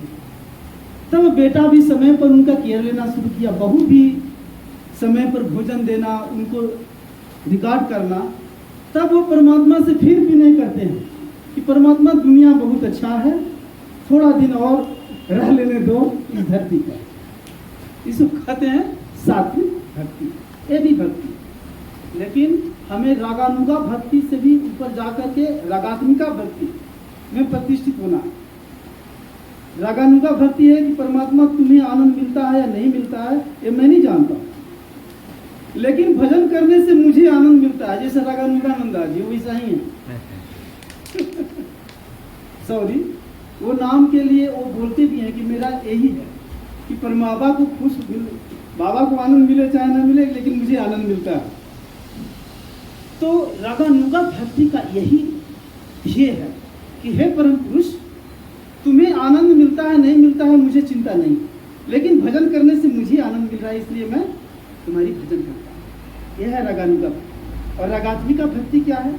रागात्मिका भक्ति है कि हे परम पुरुष, मैं ये नहीं जानता हूँ कि मुझे आनंद मिले या न मिले, लेकिन मेरी भजन से मेरी दायित्व, मैं जो समाज का काम कर रहा हूँ या जो कर्म कर रहा हूँ मैं, इससे आपको आनंद मिल रहा है प्रभु, इसलिए मैं आपकी भजन कर रहा हूँ क्योंकि आपको आनंद मिल रहा है। इसलिए इसे कहते हैं रागात्मिका। तो रागात्मिका भक्ति से और एक हाई स्टेज पर जो हो जाते हैं, जो नमक और पानी मिलकर के एक हो जाता है, माने भक्त भगवान के साथ मिल जाता है, उसको कहते हैं केवला भक्ति। लेकिन केवला भक्ति के जाने के पहले रागात्मिका भक्ति में प्रतिष्ठित होना होता है, तब जाकर के केवला भक्ति मिलती है। तो इसमें एक कहानी है, वो नारद जी की सर्वश्रेष्ठ भक्त है, क्योंकि नारद का मतलब ही होता है जो भक्ति का उपासक है और विष्णु का सबसे परम शिष्य। और नारद मुनि इंटरनेट, ईमेल से सब जगह का कम्युनिकेशन किए रहते थे, एक प्लेनेट से दूसरे प्लेनेट को वही कम्युनिकेट करते थे। पृथ्वी लोग और देवलोक दोनों को कम्युनिकेट करके रहते थे। तो देवलोक में कौन है? बैकुंठ में कौन है? बैकुंठ में भगवान विष्णु का स्थान। तो भगवान विष्णु कहते हैं कि नारद, मेरे सिर में असहनीय पीड़ा हो रही है। तो नारद जी कहते हैं कि भगवान इसका इलाज क्या है? मैं बहुत शॉर्ट में बोल रहा हूँ, तो लंबा नहीं करना चाहिए। इसका उपाय क्या है? कहते हैं कि जो भी भक्त अपनी चरण धूली लेकर, जो भी भक्त अपनी चरण धूली देगा, अगर मैं माथे पर लगा लेता हूँ तो मेरा यह पीड़ा शांत होगा। तो नारद जी भी भूल गए कि मैं भी तो भगवान का भक्त हूँ, वो भी भूल गए, लेकिन उनके भी अंदर में है भाव, उनके भी अंदर में ड्यूलिज्म है, द्वैतवाद, कि कहीं भगवान को मैं चरण धूली दूंगा।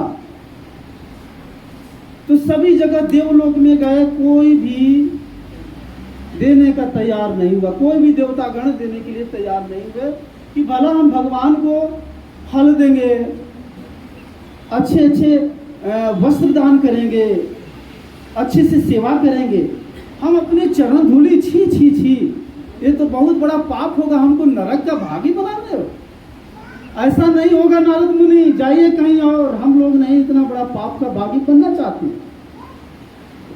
तब क्या हुआ कि सभी जगह जाते जाते कहीं भी उनको चरण धूलि देने के लिए तैयार। तब वो एक लोक बना जिसको कहते हैं मृत्यु लोक, या क्या कहते हैं इस लोक को, जिस लोक में हम लोग हैं, पृथ्वी लोक। भूलो। पृथ्वी लोक पर उतर करके आए नारद मुनि, और वो कहाँ जाते हैं? ब्रज में जाते हैं। कहाँ? ब्रज में गोपिकाओं के पास जाते हैं। तो खास करके गोपिकाएं बहुत भक्त वहां पर जाते हैं, सोचते हैं कि यहाँ तो और भक्त लोग होते हैं, लेकिन यहाँ कौन चरण धूलि देख। तो नारद कहते हैं, नारद जब जाते हैं तो सबसे पहले वहां की गोपिकाएं पूछती हैं कि मेरे भगवान कैसे हैं? तो कहते हैं कि भगवान तो सब ठीक हैं, सब कुछ ठीक ठाक है, लेकिन उनके सिर में असहनीय पीड़ा हो रही है। असहनीय पीड़ा हो रही है। नारद जी आप तो बहुत अजीब बात करते हैं, कह रहे हैं कि मेरे भगवान ठीक है लेकिन असहनीय पीड़ा हो रही, कैसे मेरे भगवान ठीक है? अगर किसी के सिर में पीड़ा होती है तो कितना उनके अंदर में मैंने उनको तकलीफ कितना होगा। तो बोलते हैं कि हाँ, लेकिन उनका इलाज नहीं हुआ, इलाज नहीं मिल पाया। तो क्या बात है? सभी जगह ढूंढा, देवलोक में सभी देवी देवताओं से हमने कहा, लेकिन कोई तैयार नहीं हुआ उसे करने। तो वहां के भक्तगण कहते हैं कि नारद मुनि थोड़ा तो बताओ कि बात क्या है। कहते हैं कि बात यह है कि उसे करने के लिए कोई भक्त तैयार ही नहीं होगा। तो क्या बात है? तो नारद मुनि कहते हैं कि अगर भगवान के सिर पर, माथे पर अगर कोई भक्त की धूली अगर लग जाए तो वो पीड़ा से मुक्त हो जाए, कोई भक्त का। तो वहां की भक्त कहते हैं, उस वृंदावन ब्रज के भक्त कहते हैं कि बस इतनी सी बात है, अरे इसमें कोई बड़ी बात है क्या? लो मेरा धूली लो, मेरे चरण धूली लो। तो नारद मुनि कहते हैं छी छी छी, ये कैसे घोर पाप, तुम लोग जो है अपने चरण धूली को दे रहे हो, जो भगवान की चरण धूली को हम लोग लेकर के निष्पाप हो जाते हैं, हम इस लोक से परलोक में भी स्वर्ग का स्थान प्राप्त करते हैं, और तुम लोग उल्टे अपनी चरण धूली दे रहे हो। कहते हैं ये नारद मुनि ऐसे ही, हम लोग नहीं जानते हैं कि स्वर्ग में जाएंगे कि नरक में जाएंगे, हम लोगों से इससे कुछ लेना देना नहीं है। स्वर्ग में जाएंगे नरक में जाएंगे, ये जिन लोगों के पास है जो भक्ति होती है, बहुत प्रकार बड़े भक्त होते हैं, वो सोचते हैं हम लोग तो साधारण भक्त हैं, हमारे प्रभु खुश रहें, उनकी पीड़ा दूर हो जाए, यही सबसे बड़ी बात। तब जो है नारद मुनि उन लोगों के चरण धूली लेकर के और भाव से विभोर होकर के वहां जाते हैं और भगवान को देते हैं। कहते हैं कि देख लिया नारद कि उस पृथ्वी लोक के भक्त कैसे होते हैं। इससे यह शिक्षा मिलती है कि वास्तव में स्वर्ग नरक कहीं नहीं होता, सब यही है। जहां पर मन में प्रभु के प्रति भक्ति जागरण हो गया वही स्वर्ग है, और जहां पर दूसरों को पीड़ा देने की भाव जागृत मन में हो रहा वही नरक है। इसलिए स्वर्ग और नरक के बारे में बाबा आनंद सूत्र में कहते हैं, न स्वर्गो न रसातला, स्वर्ग नहीं रसातल नहीं। इसलिए हमें क्या है कि इस धरती को ही स्वर्ग बना लेना है, भक्ति करके। और भक्ति जो कीर्तन भजन प्रभात संगीत ये जितनी है, लोग कहते हैं ना, कहते हैं कि ये भी त्रुटिपूर्ण दर्शन है, सभी परम पुरुष का भक्त है, कोई अंतिम नहीं है, पथ प्रदर्शक। ये भी एक प्रकार का डोगमा सेंटर फिलॉसफी है ना। कोई कहता है कि वो सातवां आसमान में है, ये भी डोगमा सेंटर फिलॉसफी है। कोई कहता है सातवां पताल में, ये डोगमा सेंटर फिलॉसफी है। कोई कहता है वैकुंठ में वास करते हैं परमात्मा, ये भी डोगमा सेंटर, क्योंकि परमात्मा को इस सृष्टि में कैसा कौन जगह नहीं है जहां नहीं है। ऐसा कोई जगह है जहां परमात्मा वास नहीं करते हैं। प्रहलाद को ऐसे ही पूछा गया ना। हिरण्यकश्यपु ने कहा कि तुम्हारे परमात्मा कहाँ रहते हैं? तो क्या इस खंभे में भी परमात्मा है? तुम्हारे अभी परमात्मा को तुम्हारे इस खंभे को मैं तोड़ डालता हूँ। तो खंभा तोड़ा, तो उसके बाद में नृसिंह अवतार, वहाँ पर नृसिंह के रूप में भगवान प्रकट हुए। ये बहुत ही शिक्षाप्रद कहानी है। इसलिए भारत को सुरक्षा करने के लिए भगवान कभी बूढ़े के रूप बना लेते हैं, कभी पशु का भी रूप धारण कर लेते हैं, और कभी छोटे बालक का भी रूप धारण कर लेते हैं। इसलिए भारतीय संस्कृति में अगर कोई पुत्र पैदा होता है तो माता को ये आशा रहती है कि बेटा मेरा भगवान के रूप में आया है। मान लीजिए भगवान माता देवकी के गर्भ से उन्होंने पैदा किया, तो उनको उस समय के पहले भी तो लोग सोचते थे कि मेरे जो है गर्भ से जो है भगवान पैदा हो। और बाबा यहाँ भी कहते हैं कि जो सालोक्य की अनुभूति माता जसोदा को ज्यादा हो गई। सालोक्य होता है, सालोक्य शास्त्री, ये साधना का स्टेज है। तो बाबा कहते हैं कि देवकी को सालोक्य की अनुभूति तो थी ही, लेकिन उससे ज्यादा सालोक्य की अनुभूति माता जसोदा को थी। इसलिए माता जसोदा को ही भगवान कृष्ण का लालन पालन करने का दायित्व मिला। भगवान ने ऐसा ही लीला रचा। तो ऐसा होता है, इसको कहते हैं सालोक्य की अनुभूति। तो इस प्रकार से बहुत सारी फेथ रिलीजियन हमारे समाज में आए। तो एक है भावजड़ता से संबंधित। कहा जाता है कि जो चंद्र ग्रहण होते हैं तो राहु केतु नाम का जो दानव है उसको जो है छाया प्रदान करते हैं, जिसके कारण पृथ्वी पर जो है उसकी लाइट नहीं आ पाने के कारण उसको कहते हैं चंद्र ग्रहण। क्या ये विज्ञान सम्मत है? कोई भी वैज्ञानिक क्या प्रूफ किए कि एक मात्र छाया मात्र है। इसलिए धर्म अगर वैज्ञानिक सम्मत नहीं है उसी को कहते हैं धर्म मत। मुस्लिम क्या करते हैं? जी? महिला क्या करती है? क्या? महिलाएं क्या करती है उसके बारे में? उपवास करते थे। हाँ, उपवास पूजा नहीं, क्या? और भी क्या करती है? दान दक्षिणा करना शुरू करती है उसकी चंद्र ग्रहण से शुरू। हाँ, बहुत लोग स्नान करते हैं, गंगा स्नान करते हैं और तरह तरह की उपवास करते हैं। बाबा कहते हैं कि वैज्ञानिक जो पद्धति है, ये वैज्ञानिक सिस्टम से चंद्र ग्रहण होता है। इसमें क्या होता है कि बीच में जो पृथ्वी का छाया सूर्य चंद्र के ऊपर पड़ता है, जिसके कारण चंद्र ग्रहण होता है। और आपको पता है बहुत ऐसे जैसे सुकरात और अरस्ती फिलोसफर आए थे,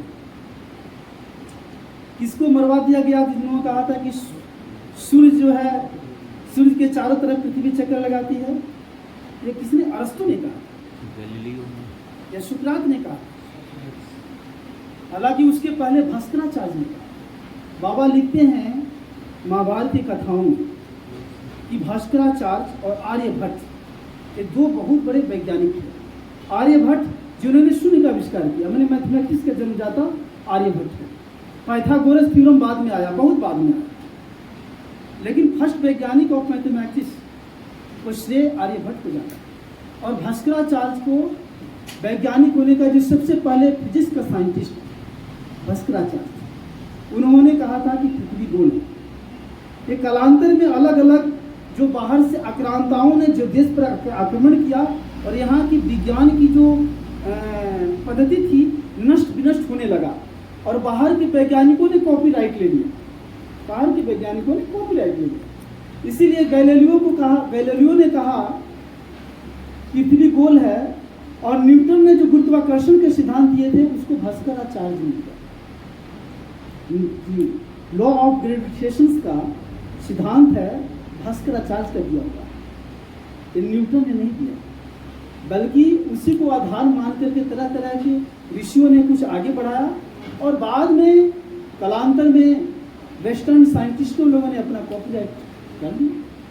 इसलिए भारत में बहुत बड़े बड़े लोग वैज्ञानिक आए, एक एक ऋषि लोग आए। ऋषि को ही तो वैज्ञानिक कहा जाता है। तो कुछ धार्मिक ग्रंथ कहता है कि उस प्रकार से पूजा पाठ करो, कोई धार्मिक ग्रंथ कहता है कि पूर्व की ओर पूजा करने से भगवान खुश होंगे, कोई धार्मिक ग्रंथ कहता है पश्चिम की ओर पूजा करने से परमात्मा खुश हो जाएंगे, कोई कहता है कि चंदन अगरबत्ती से उनका स्वागत करो, कोई कहता है बेलपत्र से उनका स्वागत करो। इसलिए कहा गया है स्मृतियों विभिन्ना श्रुतियों विभिन्ना न मुनिर्मतस्य एकम न भिन्न धर्मस्य तत्व नीतम गुहाया महाजनो एना तथा पंथा। तो कहते हैं कि जनरल पीपुल क्या करे, सामान्य मनुष्य क्या करे, जब स्मृति भी भिन्न भिन्न है, अगर स्मृति भिन्न भिन्न नहीं रहती तो पूरे देश का अलग अलग संविधान नहीं होता। श्रुति भी भिन्न भिन्न है, स्मृति भी भिन्न भिन्न है। श्रुति अगर भिन्न भिन्न नहीं रहता तो अलग अलग सिस्टम नहीं रहता समाज में। तो सारे भिन्न भिन्न हैं तो कॉमन पीपुल करे क्या? कहते हैं कि धर्मस्य तत्व निहितम गुहाया, धर्म की तत्व जो है मन रूपी गुफा में, मन के अंदर में चिंतन मनन साधना रूपी मंथन करने से मनुष्य धर्म का पालन करे। धर्म क्या है? धर्म एक ऐसा घटना है जो मनुष्य को आध्यात्मिक परिकाष्ठा पर पहुंचा देता है, जो मनुष्य के अंदर में परमात्मा के प्रति प्रेम जगा देता है। उसी को कहते हैं पिनाकल, है ना, पराकाष्ठा, उस पॉइंट तक ले जाता है, उसी को धर्म कहते हैं। बाकी कुछ कुछ धर्म है उसको हम फेथ कहेंगे, रिलीजियन कहेंगे, जिसके माध्यम से कोई स्वाधिष्ठान चक्र, कोई मणिपुर चक्र तक उस माइंड को ले जाता है, कोई आज्ञा अनाहत चक्र तक, कोई हो सकता है आज्ञा चक्र तक मन को ले जाए। लेकिन इसको ऑकल्ट प्लेक्सिस कहते हैं। यहाँ से सहस्रार चक्र तक मनुष्य अपने प्रयास से नहीं जा सकता है। उसमें परम पुरुष का अनकंडीशनल करुणा की जरूरत पड़ती है। परम पुरुष जब उसके भक्त के ऊपर करुणा बरसा देते हैं तभी मनुष्य उस सहस्रार चक्र पर विराजमान होता है, सहस्रार चक्र को मिला देता है, अपनी कुल कुंडलिनी को सहस्रार चक्र में मर्ज कर देता है। ये है धर्म। और रिलीजियन क्या है? रिलीजियन नाना प्रकार की, इसको करने से ये हमें फायदा होगा, इसको करने से ये फायदा होगा, उसको करने से वाक सिद्धि आ जाएगा, उसको करने से हमारे अंदर में दैवी शक्ति आ जाएगी, उसको करने से धूल मिश्री बन जाएगा।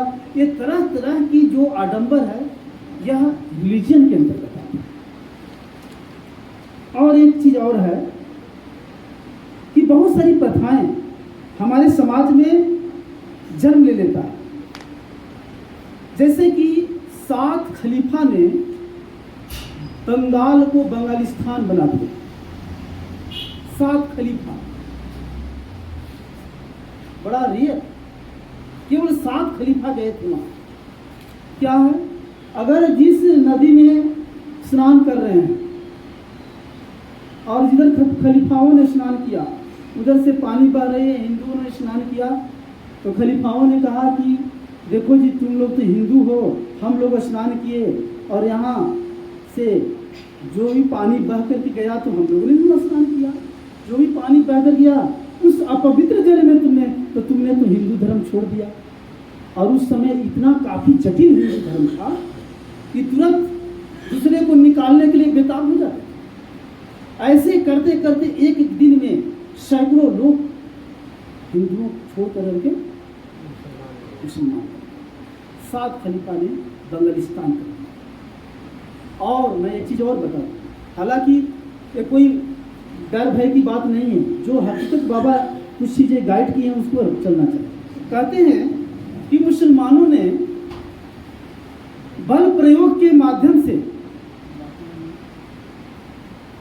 बहुत सारे असंख्य हिंदुओं को मुसलमान बनाया, बल प्रयोग के द्वारा कन्वर्ट किया। उसके बाद कुछ हिंदू मत में त्रुटि विच्युतियों के से जो भी कुछ हिंदू थे विश्रद्ध हो गए थे। विश्रद्ध का मतलब श्रद्धा नहीं, कुछ त्रुटियां रह गई थी।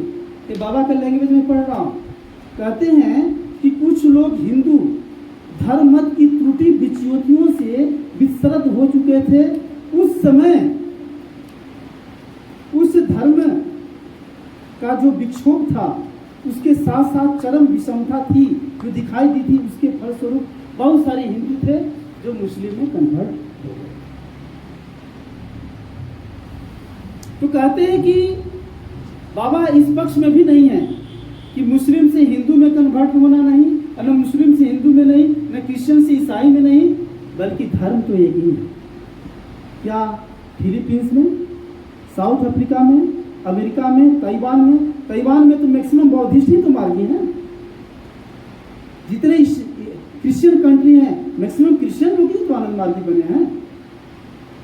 अब चले जाइए कजाकिस्तान में, वहाँ तो सीरिया में चले जाइए, महिलाएं बुर्का पहन करके पंजन कर रही हैं, कीर्तन कर रही हैं, वो तो मुस्लिम है, मुस्लिम कम्युनिटी है, कैसे आनंद मार्गी बन गए? मैं ऐसे दर्जनों उदाहरण दूंगा। इंडिया में भी ऐसे मुस्लिम भी जो पहले उनका मुस्लिम रिलीजन था लेकिन बहुत अच्छे बाबा के भक्त बने। तो बाबा कन्वर्शन के पक्ष में नहीं है, कहते हैं कन्वर्शन की बात नहीं है, उनको डायरेक्ट धर्म से जोड़ा जाए। तो धर्म क्या है? परमात्मा में सचमुच श्रद्धा और भक्ति पैदा करे, परमात्मा के साथ बिजनेस में व्यापार नहीं, परमात्मा को हृदय से मानना ही धर्म है। उसके बाद मध्य कालीन में ईसाइयों का जो क्रूसेड था, धर्म युद्ध था, वो क्या था? ये धर्म युद्ध था जो गैर ईसाई थे उनको ईसाई बनाने का एक मुहिम था। बहुत सारे ऐसे रिलीजन, जैसे बहुत सारे जुडाइक रिलीजन, जैसे कि यहूदी लोग थे, यहूदी लोग बहुत क्रिश्चियन बन गए, और फिलिस्तीन के आसपास में बहुत सारे यहूदी लोग क्या बन गए? मुस्लिम बन गए। बौद्ध काल में हिंदुओं को बौद्ध धर्म जो है और जैन धर्म चढ़ा दिया गया है ना। उसके बाद में आज से 1400 साल पहले बौद्धों के ऊपर हिंदू धर्म लाया। तो ये सब क्या है? ये सब चीजों को बाबा कहते हैं कि ये सब धर्म मत हैं, और धर्म मत का अपना सेंटिमेंट होता है, वो चाहता है कि हमारा मजहब अधिक से अधिक बढ़े, और जिसके कारण असंख्य निरीह जनता का कत्लेआम होता है, और वह धर्म नहीं बल्कि वो घोर अधर्म हो जाता है। उसी को कहते हैं रिलीजियन, उसी को कहते हैं भावावेग, धार्मिक भावावेग, धर्मांधता, उसी को कहते हैं। तो कहते हैं कि मानव समाज को यदि एकताबद्ध करनी है तो हमें मानव एक है उसका कंसेप्ट देना होगा, और वही कंसेप्ट है जिन्होंने बाबा ने कहा है कि see each and every entity of this cosmos as a manifestation of same father, same cosmic father, otherwise we can not formulate a dharma, real धर्म। हम लोग अपने रियल धर्म से अलग हो जाएंगे और मानव धर्म की स्थापना नहीं हो पाएगी समाज में।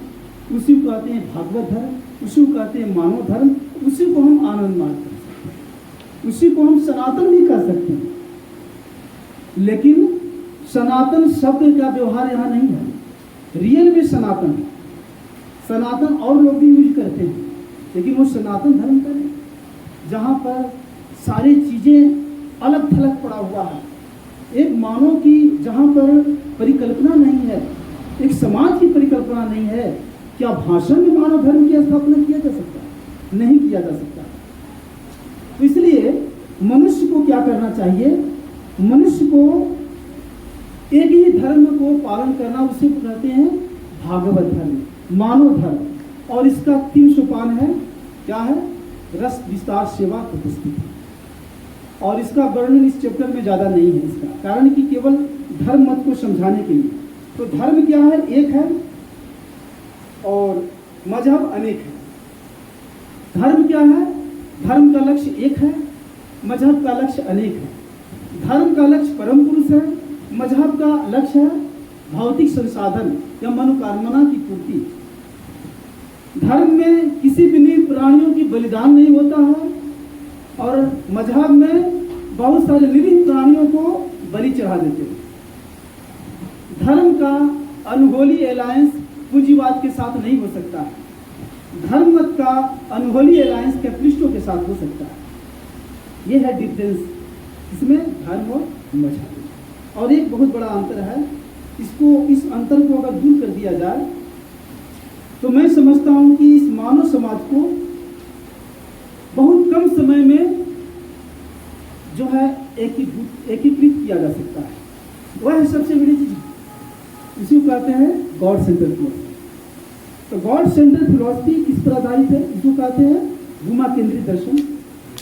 तो भूमा केंद्रित दर्शन एक ऐसा दर्शन है जिस दर्शन में मनुष्य ये मान लेता है कि सृष्टि का जितना भी चर अचर जो भी चीज है सब परमात्मा का ही विकसित रूप है।